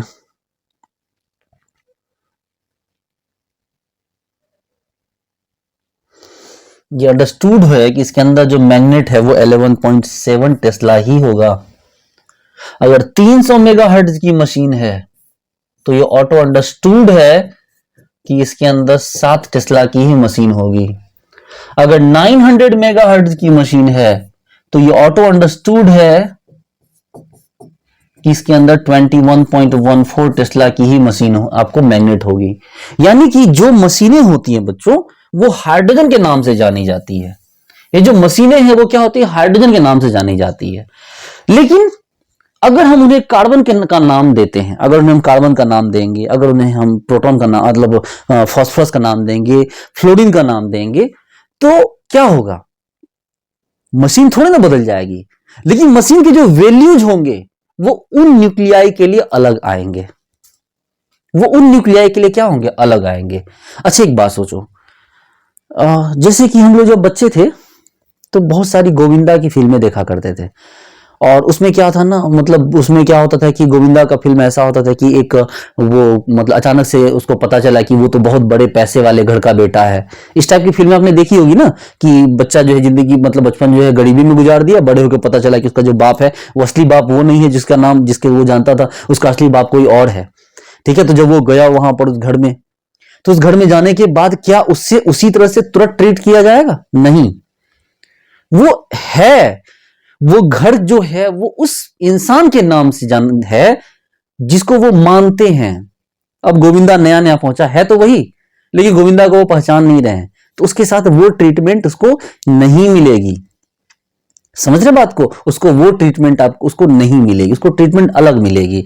कहने का मतलब क्या है बच्चों, हम एक पहले कार्बन की बात करते हैं। देखो, हमने ये कहा कि देखो हमारे पास ये रहा एक मशीन, हमने कहा कि देखो भैया हमारे पास ये रहा मशीन, 300 मेगाहर्ट्ज की मशीन है।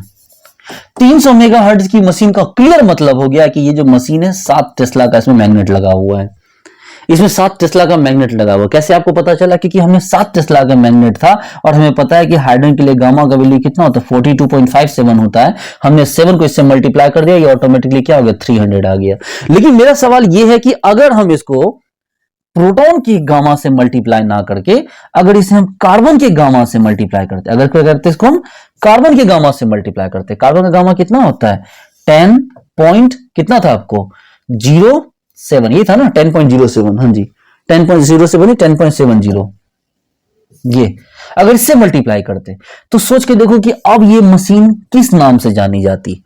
तो 10 गुना 7.7, तो ये हो जाएगा कितना आपको, 7 से 49, तो 70.49, ये कितना हो गया आपको, ये हो जाता आपको कितना, ये लगभग 74.9 मेगाहर्ट्ज की मशीन कही जाएगी कार्बन के रिस्पेक्ट में। क्या आप इस बात को समझ पा रहे हैं कि ये 74.9 मेगाहर्ट्ज की मशीन कही जाएगी किसके रिस्पेक्ट में, कार्बन के रिस्पेक्ट में। ठीक है, अच्छा अगर हम इसे कार्बन का नाम लेके, अगर हम एक काम करते कार्बन का नाम लेके, हमने क्या किया, देखो मैग्नेट तो चेंज होने से रहा, मैग्नेट तो चेंज होने से रहा। अब हम इसे क्या करते हैं, गामा ले लेते हैं किसका, अब हम लेते हैं मान लो कि फास्फोरस का। कितना हो गया भाई, तो 17.23 हो गया।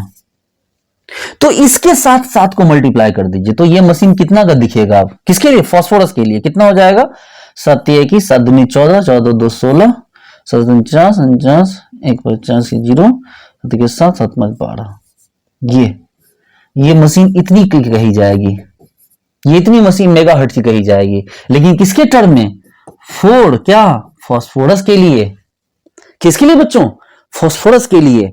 हम इसी मशीन को एक और तरीके से लिखते हैं, हम इसे क्या करते हैं, इस बार हम बोलते हैं नहीं, ये बार हम क्या देखेंगे, गामा किसका लेंगे, इस बार फ्लोरीन का लेंगे।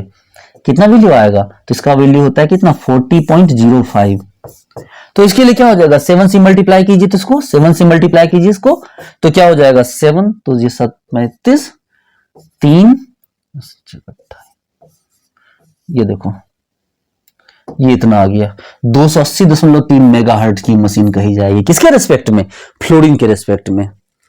क्या आप मेरी बात को अब भी समझ रहे हैं मेरे प्यारे बच्चों, कि हमारे पास जो मशीन है वो हाइड्रोजन के रिस्पेक्ट में देखी जाती है, वो मशीन हाइड्रोजन के रिस्पेक्ट में देखी जाती है। ऑटो अंडरस्टूड 300 मेगाहर्ट्ज की मशीन दी गई, तो इसका मतलब सब मैग्नेट का वैल्यू निकालना, तो हम ऑटोमेटिक उसको क्या कर देंगे, उसको 42.57 से डिवाइड करेंगे, तो ऑटोमेटिक जो मैग्नेट का वैल्यू आएगा वो उसके अंदर का मैग्नेट का वैल्यू है। लेकिन वहीं अगर आप चाहते हैं कि इसको कार्बन के नाम से जाना जाए, अगर आप चाहते हैं कि उसको फास्फोरस के नाम से जाना जाए, आप चाहते हैं उसको फ्लोरीन के नाम से जाना जाए, तो आप ये देखिए कि देखो मैग्नेट तो बदलने वाला नहीं है, मैग्नेट तो बदलने वाला नहीं है, क्या मैग्नेट तो बदलने वाला नहीं है। इसका मतलब यह है बच्चों, अब आप इस बात को थोड़ा ध्यान से समझिए कि मान लो कि four 10 Tesla magnet, four 10 Tesla magnet, four 10 Tesla magnet के लिए कुछ भी ना लिखे हम, अगर कुछ ना करें तो ऑटोमेटिक 10 टेस्ला इंटू 42.57 यानी कि 425.7 मेगाहर्ट्ज की मशीन कही जाएगी। आप उसको लिखिए चाहे ना लिखिए, वो ऑटो अंडरस्टूड है कि ये क्या हो गया, फोर हाइड्रोजन ऑटो अंडरस्टूड कि हाइड्रोजन के लिए पहले से समझी हुई बात है, आप लिखो या ना लिखो। लेकिन अगर आप चाहते हैं किसके लिए, फोर इसी टेस्ला के ऊपर अगर आप कार्बन के लिए लिखना चाहते हैं तो ऑटो अंडरस्टूड नहीं है ये। अब आपको दिखाना होगा कि भैया कार्बन के लिए क्या होगा, 10 टेस्ला इंटू कार्बन का वैल्यू क्या होता है, तो कार्बन के लिए वैल्यू हो जाएगा आपको 10 पॉइंट क्या आपको 70 यानी कि कितनी हो जाएगा ये, तो ये आपको हो जाएगा 107 मेगाहर्ट्ज की मशीन कही जाएगी। लिखना होगा आपको फोर कार्बन, लिखना होगा आपको फोर कार्बन न्यूक्लियाई। आप चाहते हैं किसके लिए, फोर फॉस्फोरस के लिए देखना, ये कार्बन 13 था, ये कार्बन फॉस्फोरस 31 के लिए देखना चाहते हैं, तो आपको लिखना होगा 10 टेस्ला बच्चों, 10 टेस्ला इंटू क्या, आपको क्या 10, इसका कार्बन के लिए वैल्यू क्या, फॉस्फोरस के लिए क्या वैल्यू होता है, तो 17.23 यानी कितना हो गया 172.3 मेगाहर्ट्ज फोर क्या, फोर P31 न्यूक्लियर। लिखना होगा आपको अलग से। वही एक और आ जाइए, फोर किसके लिए, आपको फॉस्फोरस 19 के लिए, तो क्या हो जाएगा 10 टेस्ला इंटू कितना वैल्यू होता है 40.05 यानी क्या हो गया 400.5 मेगाहर्ट्ज। लिखना होगा फोर क्या, फॉस्फोरस। क्या आपको मेरी बात समझ आ रही है, क्या ये बात समझ आ रही है। देखो इस चीज में ना लोग बड़ा उलझते हैं, इस क्वेश्चन में लोग उलझ जाते हैं, ये कॉन्सेप्ट ही लोगों को उलझा देता है। लेकिन आप मेरे स्टूडेंट हैं तो आप नहीं उलझ सकते ना, उलझना आपके लिए नॉट अलाउड, क्योंकि मैं उलझने का आपको मौका ही नहीं दूंगा। तो आपको ये बात समझ में आ गई, इसको हिंदी में लिखिए, पहले लिखिए इस बात को जरा, मैं इंग्लिश में भी लिखा दूंगा आपको, लिखिए। एक एनएमआर मशीन, एक एनएमआर मशीन, एक एनएमआर मशीन हाइड्रोजन के लिए ही होती है, ये ऑटो अंडरस्टूड है। एक एनएमआर मशीन हाइड्रोजन के लिए ही होती है, ये ऑटो अंडरस्टूड है। ऑटो अंडरस्टूड, ऑटो अंडरस्टूड समझते हैं ना, मतलब पहले समझी हुई बात है, ये ऑटो अंडरस्टूड है।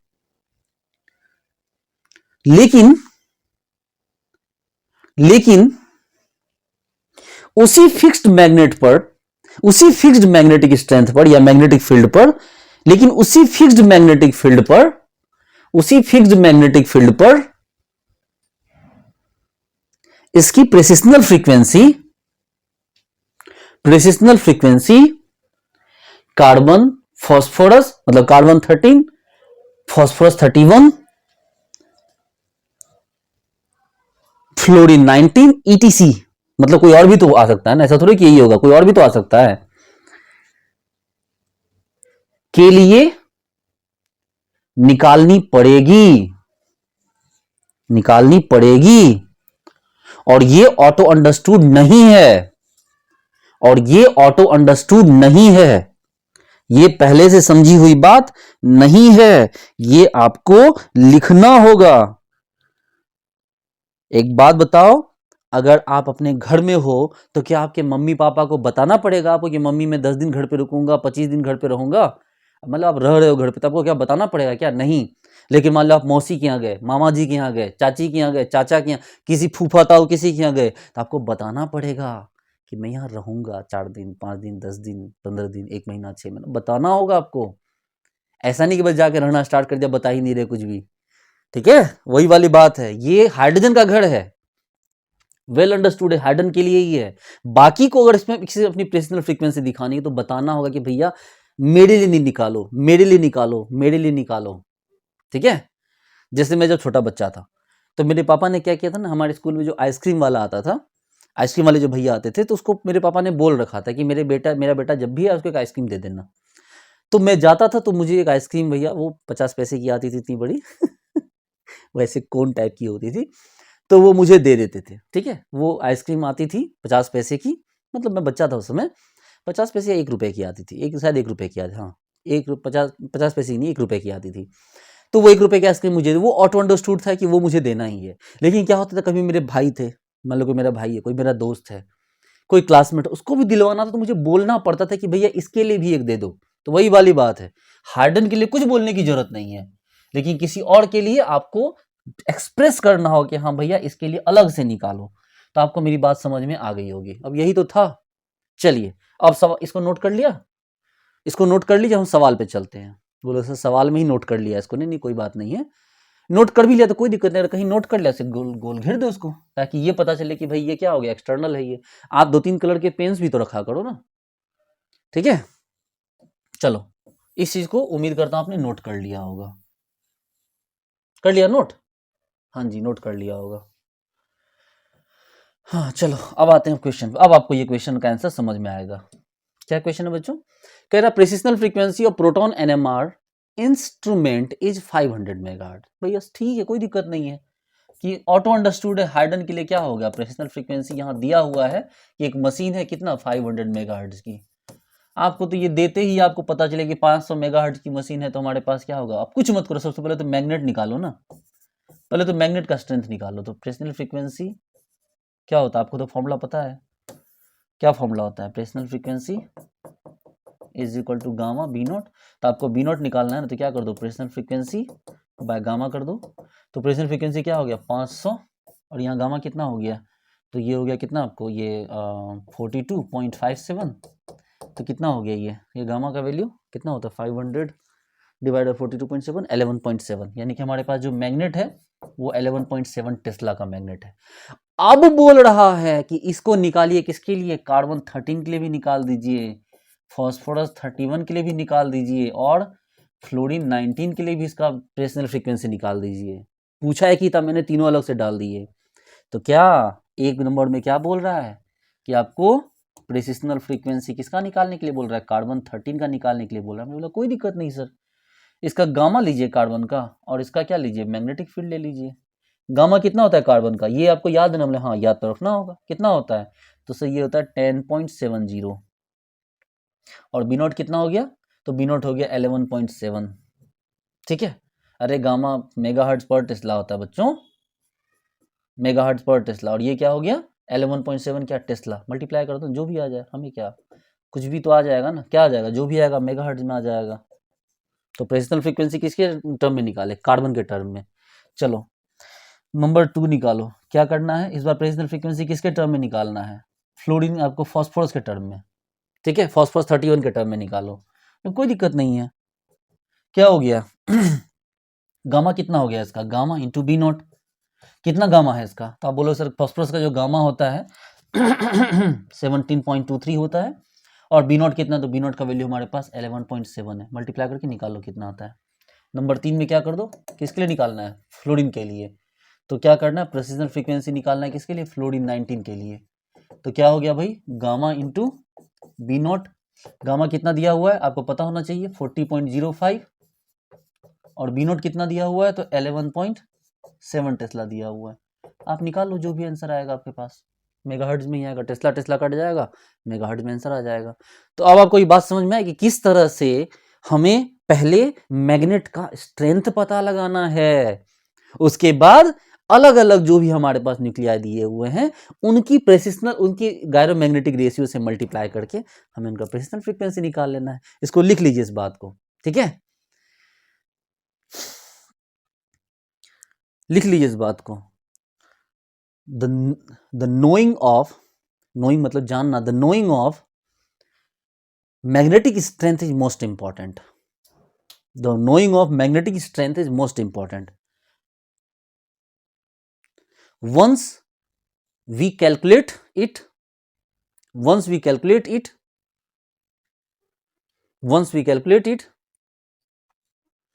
then with the help of gyromagnetic ratio of,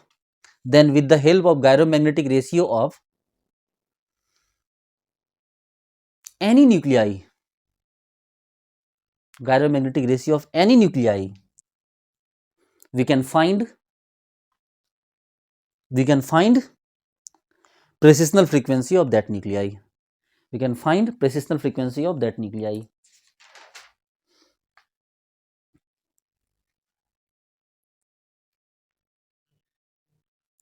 एक क्वेश्चन आपके लिए है, आप इसको करके ग्रुप में भेजो, आंसर करके भेजो, ठीक है।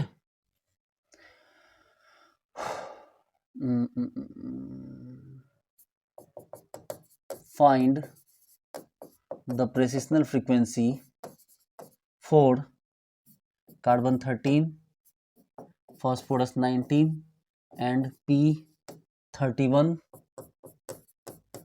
nuclei when the instrument is of 900 megahertz. कुछ नहीं कहा गया, सीधा लिख दिया 900 मेगाहर्ट्ज का मशीन। आपको ऑटोमेटिक समझना है कि ये जो भी वैल्यू दिया है वो हाइडन के लिए दिया हुआ है। आप यहां से पहले मैग्नेटिक स्ट्रेंथ निकालोगे और उस स्ट्रेंथ से इन तीनों के गायरोमैग्नेटिक रेशियो को गुना करते हुए तीनों का प्रेसिशनल फ्रीक्वेंसी निकाल के आंसर बनाओ और ग्रुप में भेजो, ठीक है। ग्रुप आपको पता है, आप ग्रुप में हो, ग्रुप में भेजो इसका आंसर। चलिए बच्चों, ओके, तो हमारा ये जो हमने बच्चों क्या क्या पढ़ना स्टार्ट किया था, सबसे पहले हमने बात की बेसिक ऑफ एनएमआर, उसके बाद क्या था हमारे पास, प्रिंसिपल ऑफ एनएमआर, उसके बाद है हमारा सिलेक्शन रूल, ये सब हमने पढ़ लिया, जितने पार्ट से सब हमने खत्म कर दिए। अब हमें क्या करना, हमें लास्ट इसका जो नेक्स्ट पॉइंट पढ़ना है और वो हमारा और भी इंपॉर्टेंट होने जा रहा है, वो है हमारा कौन, ग्राफ, ठीक है। अब हम इसका ग्राफ बनाएंगे, ठीक है। अब हम क्या करेंगे, इसका ग्राफ बनाएंगे और ग्राफ से जुड़ी हुई चीजें हम लोग यहां पर सीखेंगे। तो ग्राफ से जुड़े हुए क्या क्या चीजें भाई, तो पैरामीटर्स ऑफ ग्राफ। ग्राफ से जुड़ी हुई कौन कौन सी चीजें हैं, सबसे पहले तो आपको देखना है नंबर ऑफ सिग्नल, सबसे पहले नंबर ऑफ सिग्नल। नंबर 2 में आपको देखना है position of signal, position of signal. तीसरे नंबर पे देखना है स्प्लिटिंग ऑफ सिग्नल। चौथे नंबर पे देखना है आपको कपलिंग कांस्टेंट, और देखना है आपको केमिकल शिफ्ट। तो बच्चों अब हम लोग उस फेज से निकल के बाहर आ गए हैं, ठीक है। अब हम लोग क्या करते हैं, अब हम एनएमआर के ग्राफ पे आ गए। अभी तक हम लोग एनएमआर कैसे काम कर रहा है मुझे समझ रहे थे, अब हम लोग एनएमआर के ग्राफ वाले पोर्शन पे आ गए हैं, ठीक है। तो हम लोग अब इस चीज को समझेंगे, लिखेंगे पैरामीटर्स ऑफ ग्राफ, ये हेडिंग डालिए, ठीक है। और अब हम लोग इसको समझना स्टार्ट करते हैं। पहले इसको नोट कर लीजिए।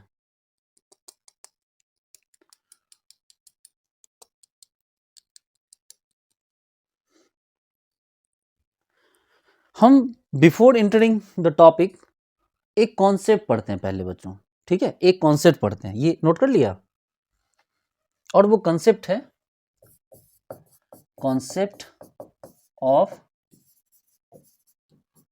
Shielding and डीशिल्डिंग।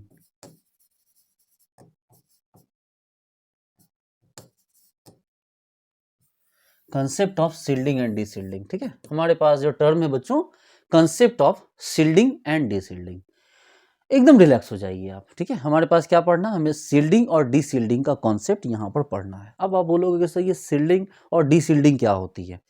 देखो, जैसे कि मान लो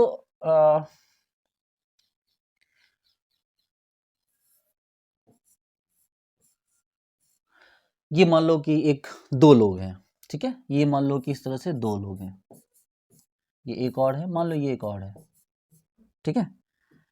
तो ये इस तरह से हाथ पकड़ के जुड़े हुए हैं आपस में, ये सभी क्या कर रहे हैं, हाथ पकड़ के आपस में खड़े हैं, ठीक है। और अब क्या हुआ, गौर से देखो कि एक मान लो यहां पर एक कार है, इस तरह एक फोर व्हीलर है,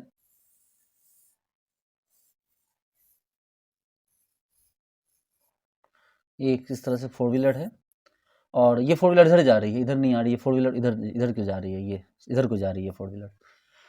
इस फोर व्हीलर के पीछे एक रस्सी बंधी हुई है, उस रस्सी से ये इस लड़के ने पकड़ के रखा है उस रस्सी को, और ये फोर व्हीलर इधर की तरफ जा रही है।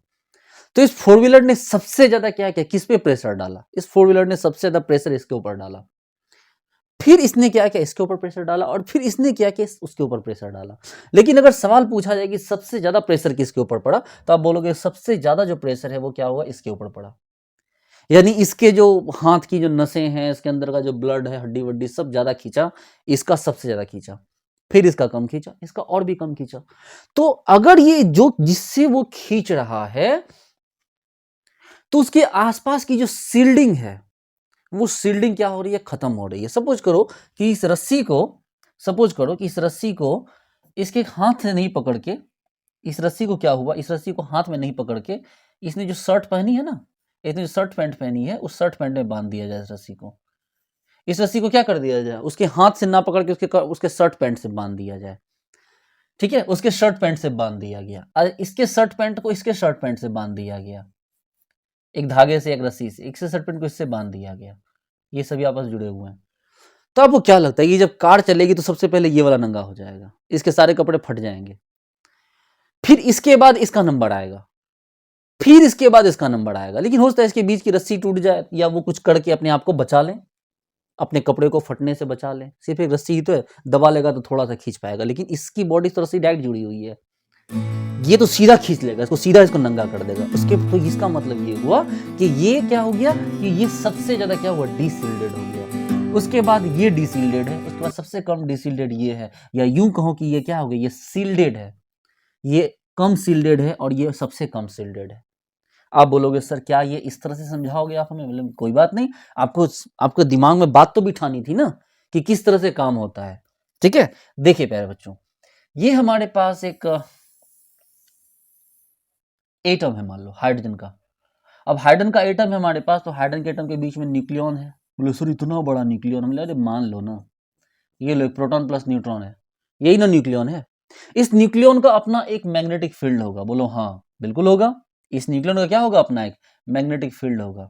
इस न्यूक्लियन को मैग्नेटिक फील्ड को किससे दिखाते हैं, हम आपको पता है न्यूक्लियन के मैग्नेटिक फील्ड को किससे दिखाते हैं, तो बी एन से। किसे दिखाते हैं बच्चों, तो बी एन से दिखाते हैं न्यूक्लियन के मैग्नेटिक फील्ड को, ये तो आपको पता है, B for magnetic field, N for nucleon.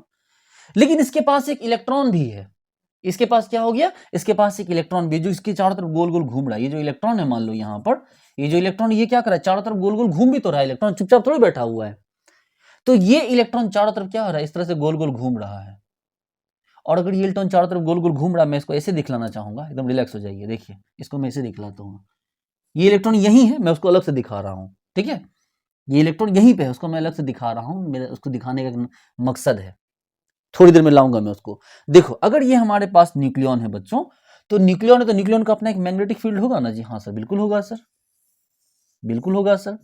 Nucleon है तो उसका अपना एक मैग्नेटिक फील्ड होगा, होगा कि नहीं होगा, बिल्कुल होगा सर। न्यूक्लियन है तो उसका अपना एक मैग्नेटिक फील्ड होगा। कौन रोक रहा है सर उसको मैग्नेटिक फील्ड बनाने से, बोलो, है।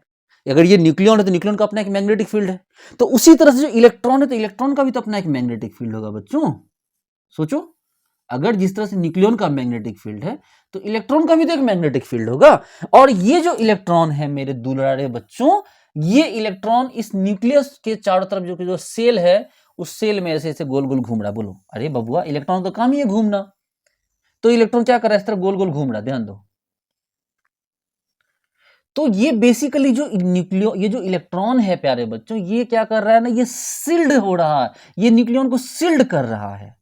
सोचो, ये जो न्यूक्लियस है अंदर में, जो न्यूक्लियन है उसको ये जो इलेक्ट्रॉन है ये क्या कर रहा है, सील्ड कर रहा है। क्या कर रहा है? शील्ड कर रहा है। थोड़ा दूर रखो इसको ताकि फिर काम में आ जाए मेरे। वो देखो उसको शील्ड कर रहा है वो न्यूक्लियन। अब अगर वो शील्ड कर रहा है मेरे प्यारे बच्चों, तो हम जब यहां से एक्सटर्नल मैग्नेटिक फील्ड लगाएंगे मेरे प्यारे बच्चों, जब हम यहां से एक्सटर्नल मैग्नेटिक फील्ड, अब देखो एक्सटर्नल मैग्नेटिक फील्ड तो लगाना ही हमें, तो जब यहां से हम एक्सटर्नल मैग्नेटिक फील्ड लगा रहे हैं प्यारे बच्चों, जब यहां से हम एक्सटर्नल मैग्नेटिक फील्ड लगा रहे हैं, तो आप सोच के देखो कि ये जो एक्सटर्नल मैग्नेटिक फील्ड यहां घुसने की कोशिश कर रहा है इसके अंदर, ये जो एक्सटर्नल मैग्नेटिक फील्ड है, ये जब घुसने की कोशिश कर रहा है, उस समय में ये इलेक्ट्रॉन जो है वो डिस्टर्ब कर रहा है उसको। बोलो, वो जो एक्सटर्नल मैग्नेटिक फील्ड है उसको न्यूक्लियस तक पहुंचने नहीं दे रहा है ये इलेक्ट्रॉन। बताओ, समझ रहे हैं बात को? ये उसको वहां तक पहुंचने ही नहीं दे रहा है। बहुत गुस्सा आ गया कि भाई साहब, ये जो न्यूक्लियस है उसके पास जो है वो मैग्नेटिक फील्ड को, एक्सटर्नल मैग्नेटिक फील्ड को पहुंचने ही नहीं दे रहा है। ठीक है, उसको क्या कर रहा है, उसको पहुंचने ही नहीं दे रहा है, जिसकी वजह से वो क्या हो गया, ये तो उसको सील्ड कर दे रहा है।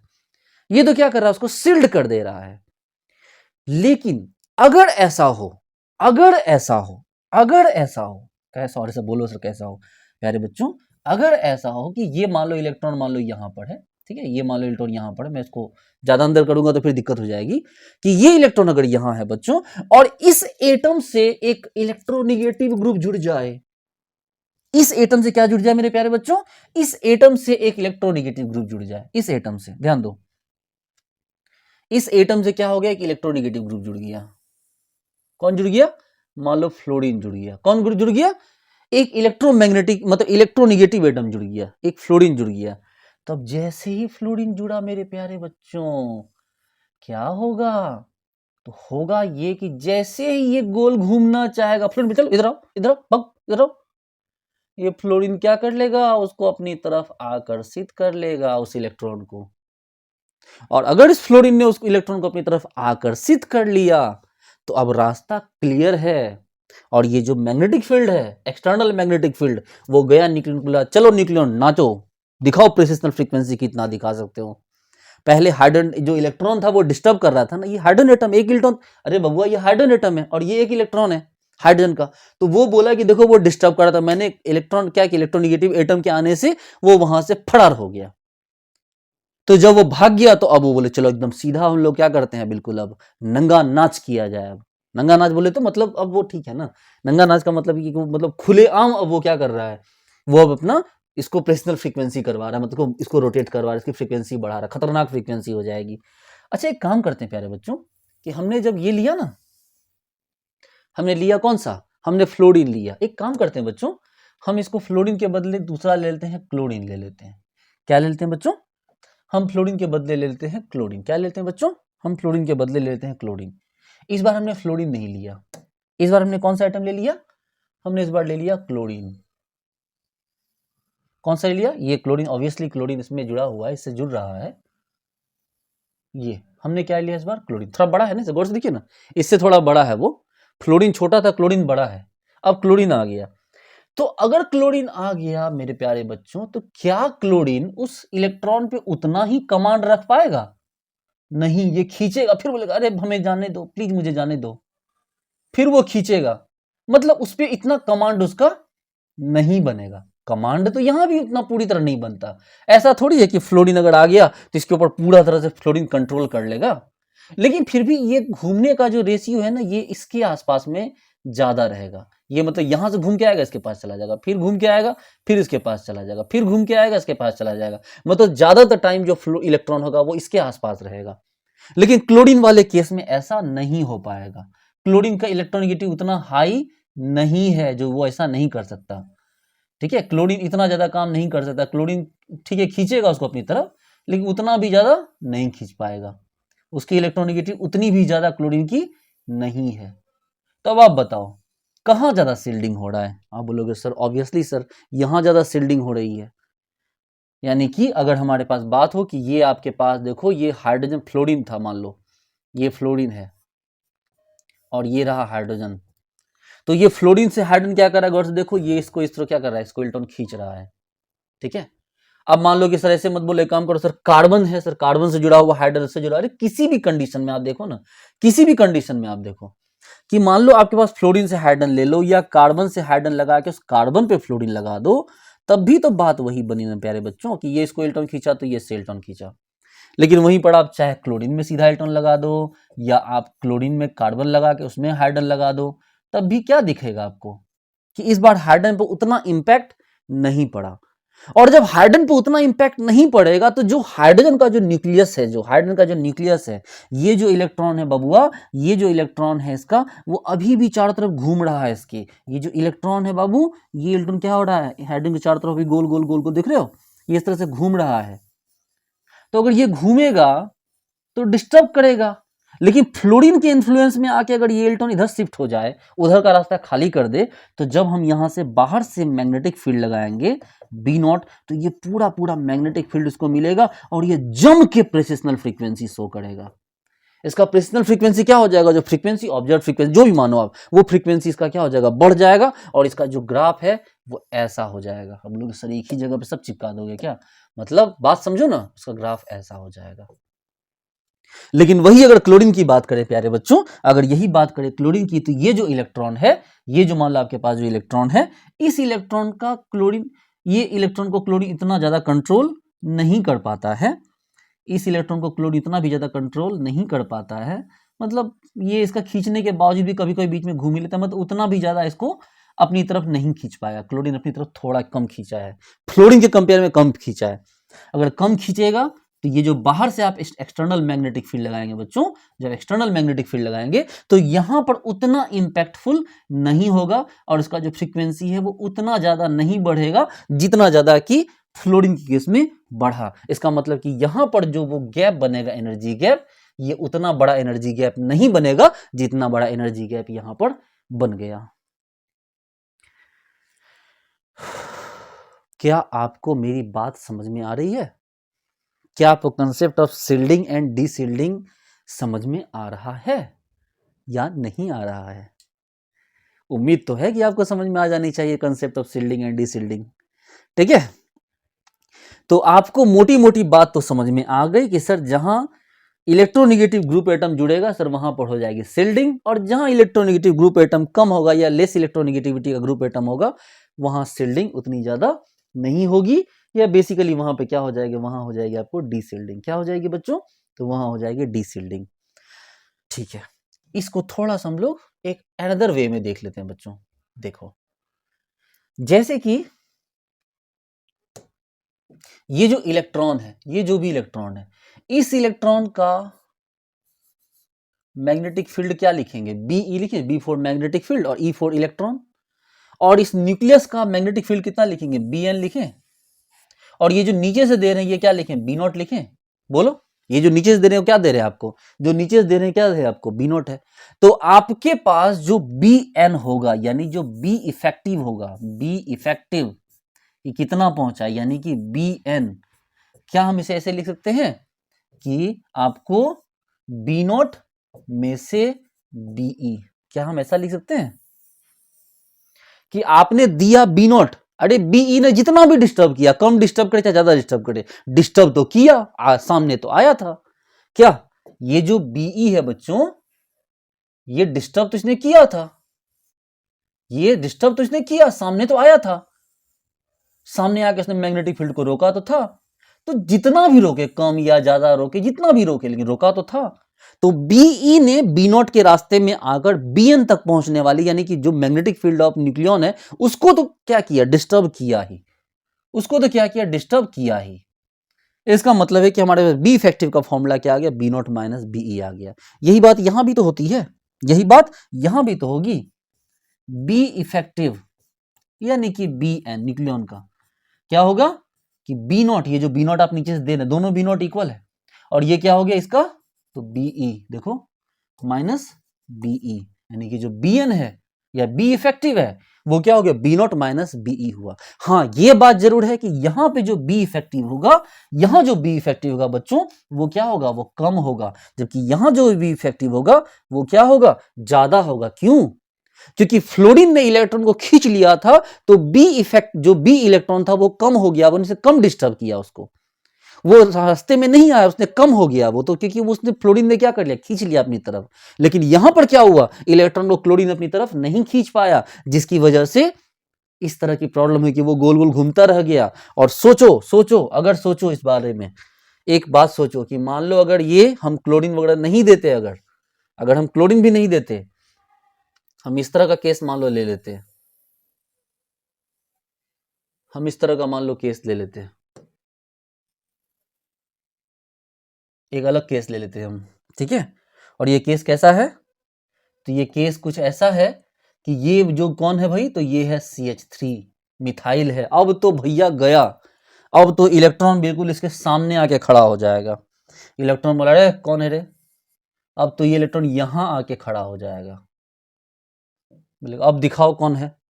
यानी कि अब अगर हमने क्या किया बच्चों, अगर हमने यहां पर कोई हाइड्रोजन, मतलब क्या किया, इलेक्ट्रोनेगेटिव ग्रुप के बदले कुछ और ले लिया सपोज करो, तो अब सारी बातें खत्म हो गई। अब क्या हो जाएगा, वो सीधा सीधा डिस्टर्ब करेगा, ये जो बीई है ये सीधा सीधा उसको डिस्टर्ब करेगा, ये जो बीई है वो क्या करेगा, सीधा सीधा उसको डिस्टर्ब करेगा। तो ऐसे केस में क्या हो गया कि आपके पास जो बी इफेक्टिव हो गया, या जो बी एन हो गया, वो बी नॉट माइनस क्या, बीई। इस बार बीई बहुत ज्यादा है, तो बी इफेक्टिव बहुत कम है। तो यानी कि इसी बात को हम कह सकते हैं इन तीन केसेस में, मेरे प्यारे दुल्हाड़े नन्हे मुन्ने बच्चों, कि ये क्या हो गया, इसको हम लिख सकते हैं क्या, क्या लिखेंगे इसको, इसको लिखेंगे मोस्ट डिसिल्डेड न्यूक्लियन। क्या लिखेंगे यहां, लेस डिसिल्डेड न्यूक्लियन, दिख रहा है ना। और वहां क्या लिखेंगे बच्चों, यहां पे, यहां लिखेंगे मोस्ट सील्डेड न्यूक्लियन। मतलब इन तीनों में कंपेयर कर रहे हैं प्यारे बच्चों, इन तीनों में कंपेयर कर रहे हैं। मोस्ट मोस्ट सील्डेड क्या होता है, कि उससे बड़ा ग्रुप नहीं आएगा क्या, बस वो मैं आपको बताना चाह रहा था। और जब सील्डेड और भी ज्यादा हो जाएगा तो क्या हो जाएगा, ये जो गैप था बच्चों ये और भी छोटा हो जाएगा, गैप और भी छोटा हो जाएगा, ये गैप और भी छोटा हो जाएगा। तो आपको इस चीज को एज इट इज एक एक करके उतारना है। आप इसको तीन करके केस करके लिखेंगे। अब कैसे लिखेंगे इसको, आप लिखेंगे केस ऑफ, आपको स्ट्रॉन्ग इलेक्ट्रोनेगेटिव एटम, यहां लिखिए केस ऑफ स्ट्रॉन्ग या स्ट्रॉन्ग माइनस आई ग्रुप, लिखिए यहां पर case of strong minus I group. फिर उसमें लिखिए case of weak minus I group, इसमें क्या लिखेंगे, case of weak minus I group. और फिर वहां क्या लिखेंगे, उसमें लिखेंगे case of strong plus I group या case of plus I group. हम उससे ही बड़ा ले लेंगे और कम हो जाएगा। यहाँ मिथाइल लिया था, हम क्या आइसोप्रोपाइल ले लेंगे तो और ज्यादा वो क्या हो जाएगा, और नीचे चला जाएगा, और ज्यादा वो बी इफेक्टिव का वैल्यू क्या हो जाएगा, घट जाएगा। क्या आपको बातें समझ में आ रही है बच्चों, नहीं समझ में आ रही तो अभी अभी आप ग्रुप में मैसेज कीजिए कि सर ये वाला समझ नहीं आया, मैं देखूंगा तो तुरंत अभी आपको बताऊंगा, ठीक है। और प्यारे बच्चों कहीं भी कोई भी आपको डाउट हो, ठीक है, डाउट को दिलो दिमाग में मत रखिए, डाउट को क्लियर कीजिए। डाउट क्लियर होगा तभी जाके आप चीज़ों को सीख पाएंगे। और जहाँ तक रही लंबी लंबी क्लासेस की बात, तो भैया अब आपको एग्जाम क्वालिफाई करना है तो आपको मैं छोटी छोटी यूट्यूब वाली आधे आधे घंटे क्लासेस नहीं दे सकता ना, लेक्चर तो लंबे होंगे ही। चलिए फटाफट नोट करते चलिए बच्चों, वीडियो पॉज करते जाइए, वीडियो नोट मतलब नोट करते जाइए इसको। ये चीज़ें अगर कहीं लिख दोगे ना बाबू आप, ठीक है, तो सामने वाले के होश उड़ जाएंगे, सामने वाला सोच नहीं पाएगा कि वो आपको क्या बोले। अगर आप इन चीज़ों को लिख दोगे कॉपी के ऊपर, तो कभी जाके बोर्ड के ऊपर लिख देना कॉलेज में और दिखाना कि किस तरह से ये काम करते हैं, सामने वाले के ना होश उड़ जाएंगे इन चीज़ों को देख के। फिर आप बताना कि मैं तो केमिस्ट्री व सिद्धांत का स्टूडेंट हूँ। ये नहीं बोलना, ये बोलना मैं सिद्धांत सर की फैमिली हूँ, ये बोलना क्या, फैमिली हो मेरी भाई, आप फैमिली हो मेरी, मैं पर्सनली आप ही को बोल रहा हूँ, ठीक है, फैमिली हो आप मेरी, आपको मैं स्टूडेंट थोड़ी ना मानता हूँ। अरे आप लोग, आप मेरे घर के बच्चे हो, अपने हो मेरे, तभी तो मैं आपके लिए इतनी मेहनत कर रहा हूँ। आपको नहीं लग रहा है कि मैं कुछ ज़्यादा ही मेहनत करता हूँ आपके लिए? चलिए ठीक है, तो ये सारी बातें आपको समझ में आ गई होंगी।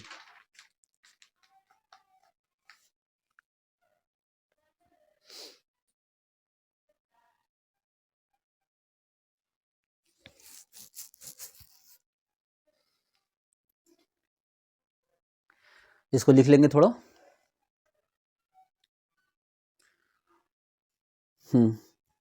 लिखेंगे, हालांकि इसमें अब इस फिगर में तो कुछ भी करने की जगह ही नहीं बची होगी, आपकी कॉपी में पन्ना ही नहीं, मतलब इस पन्ने में जगह ही नहीं बची होगी। लिखेंगे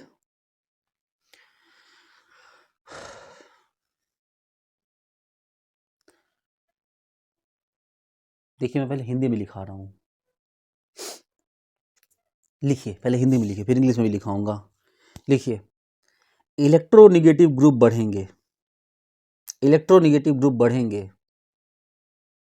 इलेक्ट्रोनिगेटिव ग्रुप बढ़ेंगे,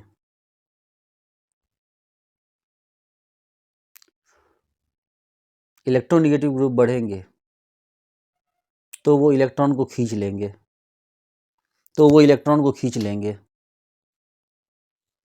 इलेक्ट्रोनिगेटिव ग्रुप बढ़ेंगे तो वो इलेक्ट्रॉन को खींच लेंगे, जिससे जिससे न्यूक्लियाई के ऊपर जिससे न्यूक्लियाई के ऊपर इलेक्ट्रॉन डेंसिटी घटेगी, इलेक्ट्रॉन डेंसिटी घटेगी, कॉमा इलेक्ट्रॉन की शिल्डिंग घटेगी। अरे इलेक्ट्रॉन डेंसिटी घटेगी तो इलेक्ट्रॉन शिल्डिंग घट गई ना। इलेक्ट्रॉन की शिल्डिंग घटेगी,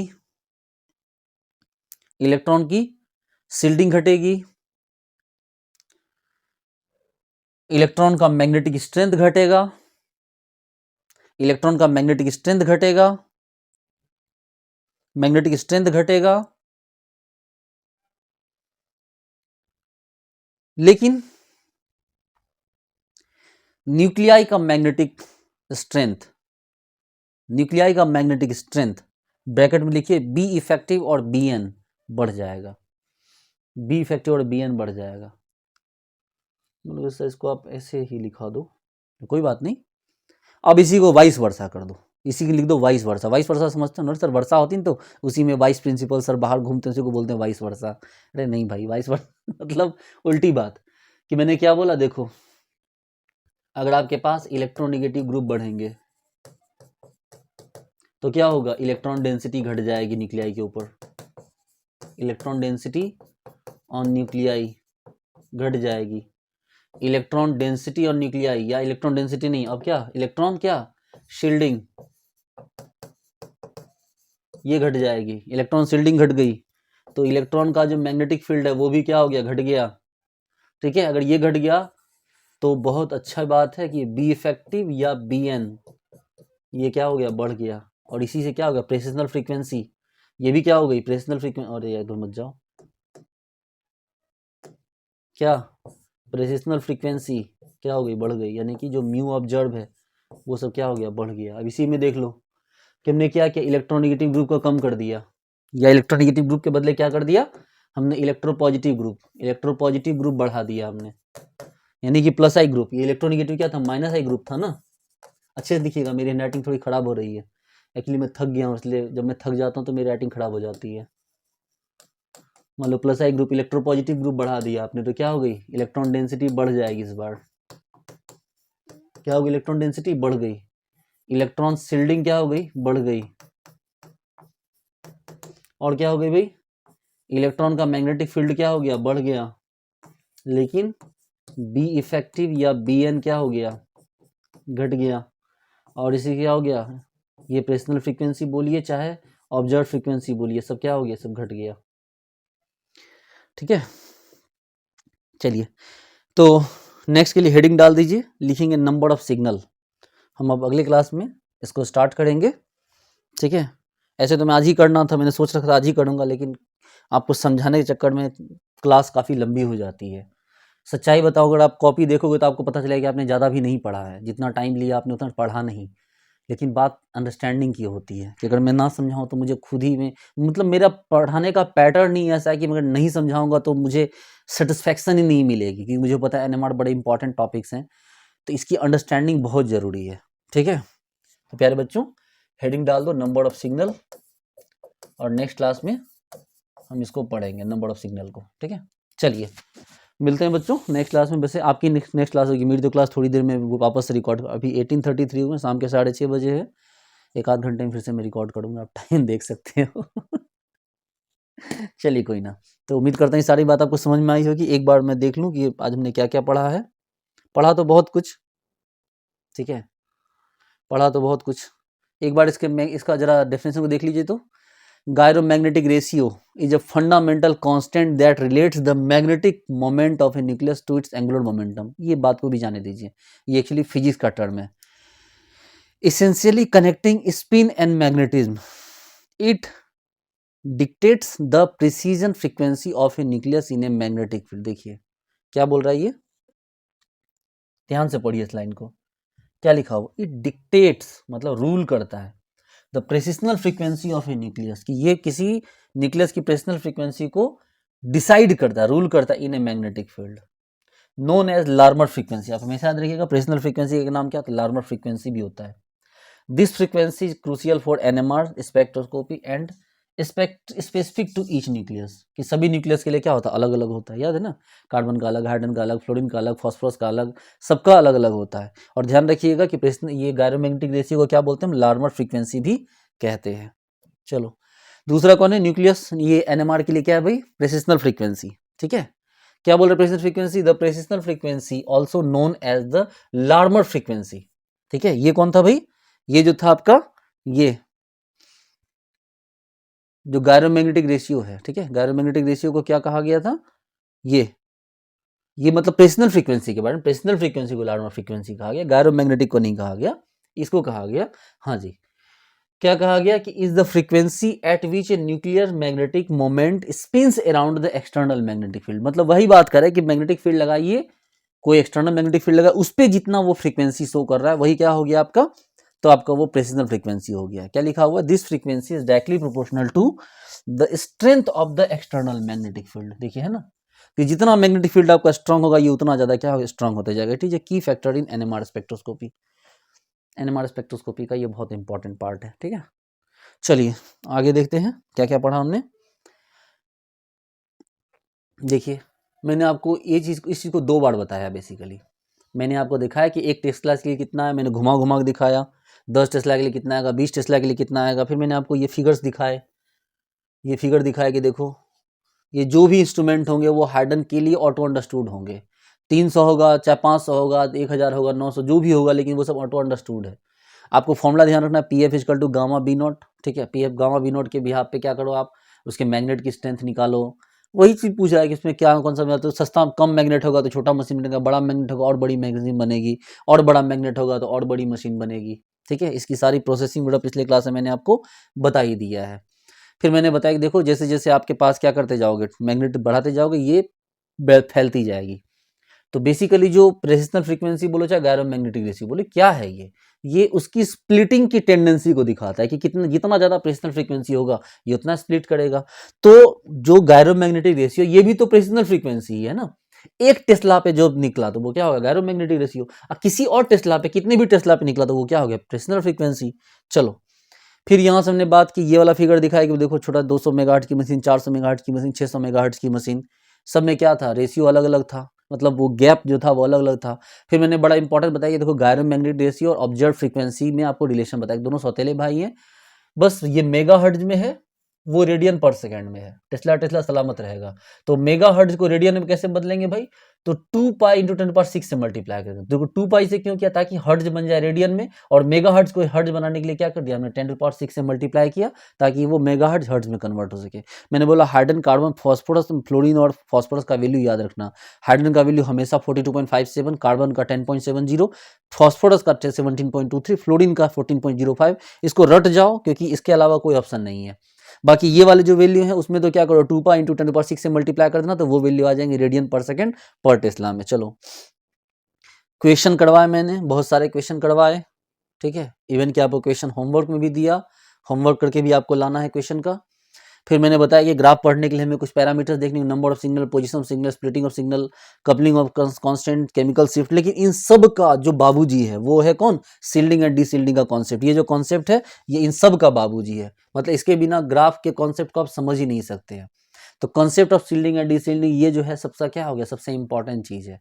ठीक है, जो कॉन्सेप्ट ऑफ सील्डिंग एंड डीसील्डिंग है। अच्छा पता है मुझे क्या लगता है, मैंने एक दो जगह बोला कि मैं इंग्लिश में लिखाऊंगा तो मैं हिंदी में लिखा के छोड़ दिया क्या? चलो कोई ना, वो तो आप लोग इंटेलिजेंट हो, अपने लैंग्वेज में आप लिख लेना। ठीक है, इतना भी कुछ नहीं है, कोई किताब की लाइन थोड़ी लिखाना होता है।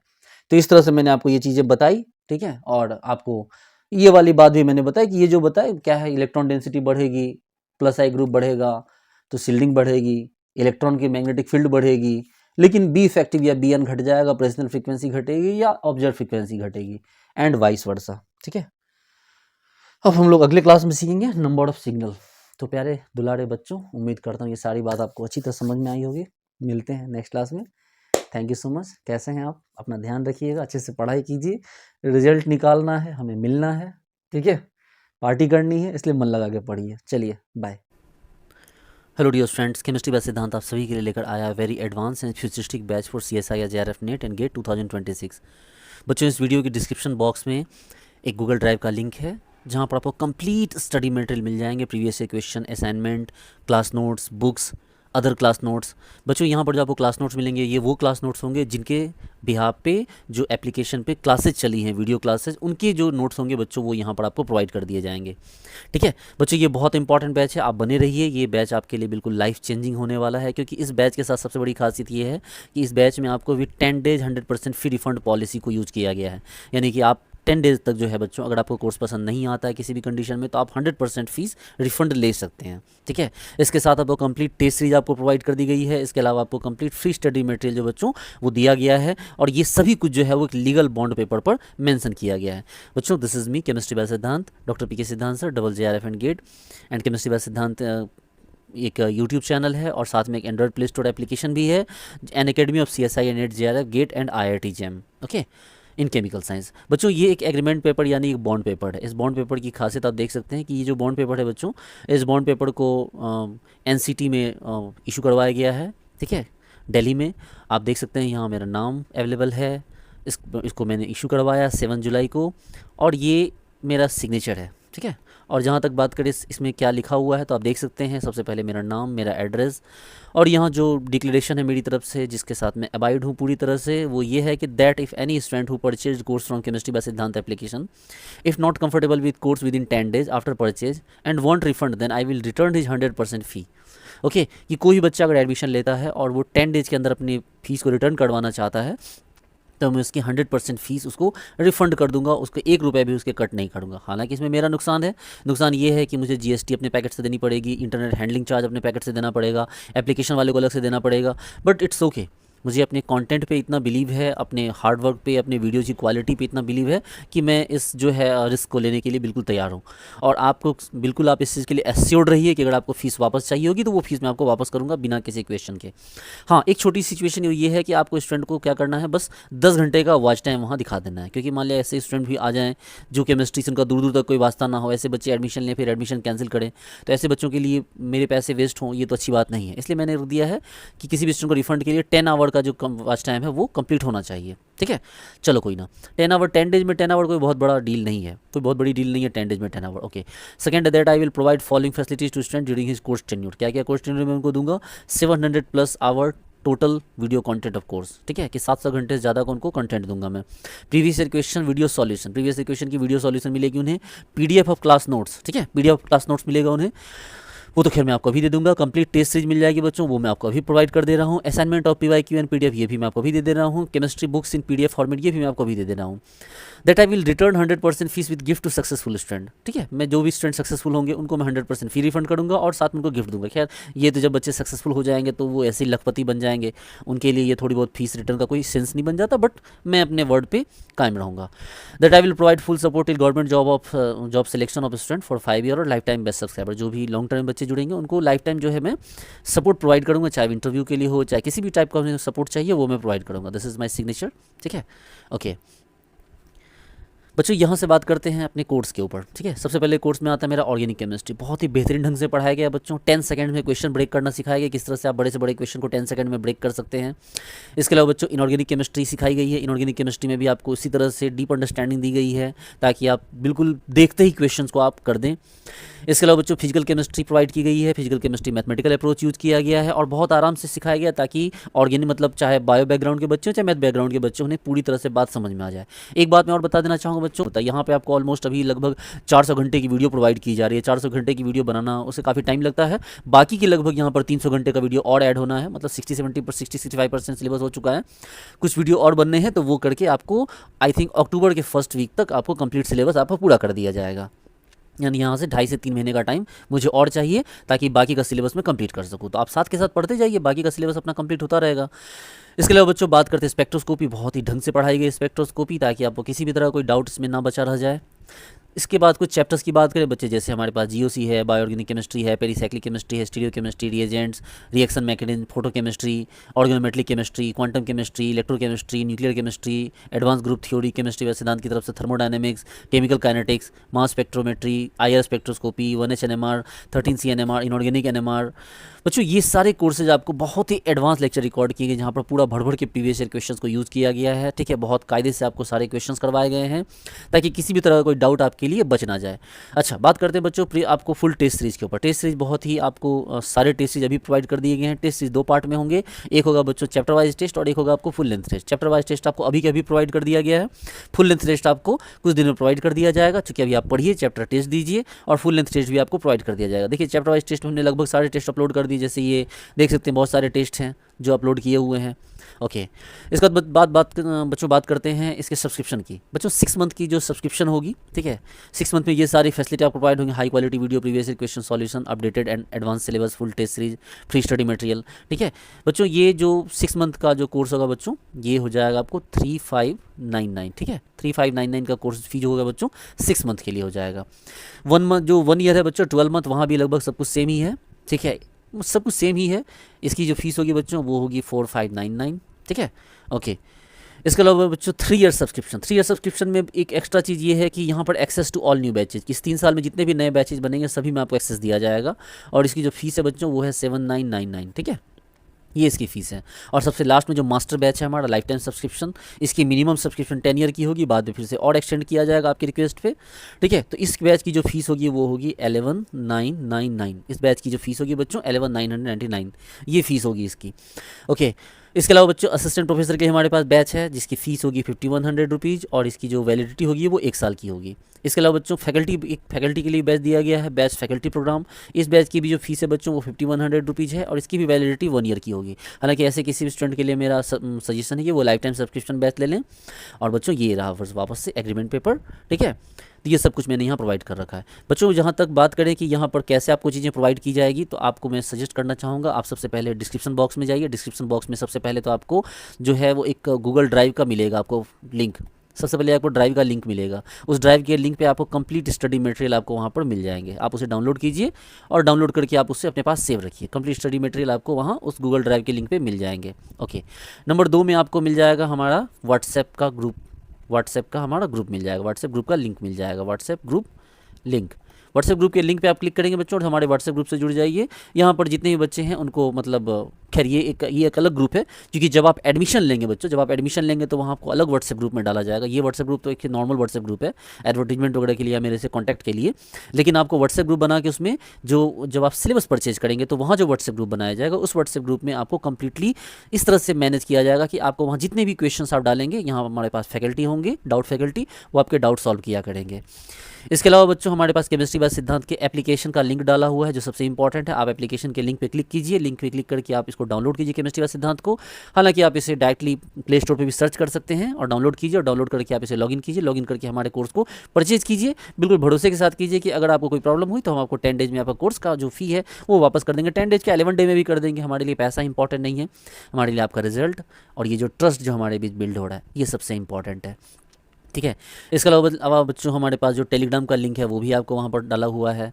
इसके अलावा आप मुझे जो है इंस्टाग्राम पे भी फॉलो कर सकते हैं, खैर वो एक छोटी मोटी बात है। तो डियर फ्रेंड्स, आप एक बार गूगल ड्राइव पे जाइए, आपको वहाँ सारी चीज़ें मिल जाएंगी और आप एप्लीकेशन को डाउनलोड कर लीजिए। डाउनलोड करके आप कोर्स को परचेज कीजिए और पढ़ना स्टार्ट कीजिए, और इस वीडियो को अपने ज़्यादा से ज़्यादा फ्रेंड्स तक शेयर कीजिए। ठीक है, ये एग्रीमेंट पेपर आपके पास रहेगा, ये जो बॉन्ड पेपर है ये आपके पास रहेगा, ताकि हम लोगों के बीच जो ट्रस्ट इशू है वो सिर्फ एक जो ट्रस्ट है वो सिर्फ मतलब स्पोकन के फॉर्म में ना हो, ओरल ना हो। ठीक है, ये बिल्कुल आपको एक रिटन फॉर्म में हो। बाकी सारी चीज़ें आपको अवेलेबल जैसा मैंने बोला है वैसे ही की जाएगी। Okay dear friends, thank you so much.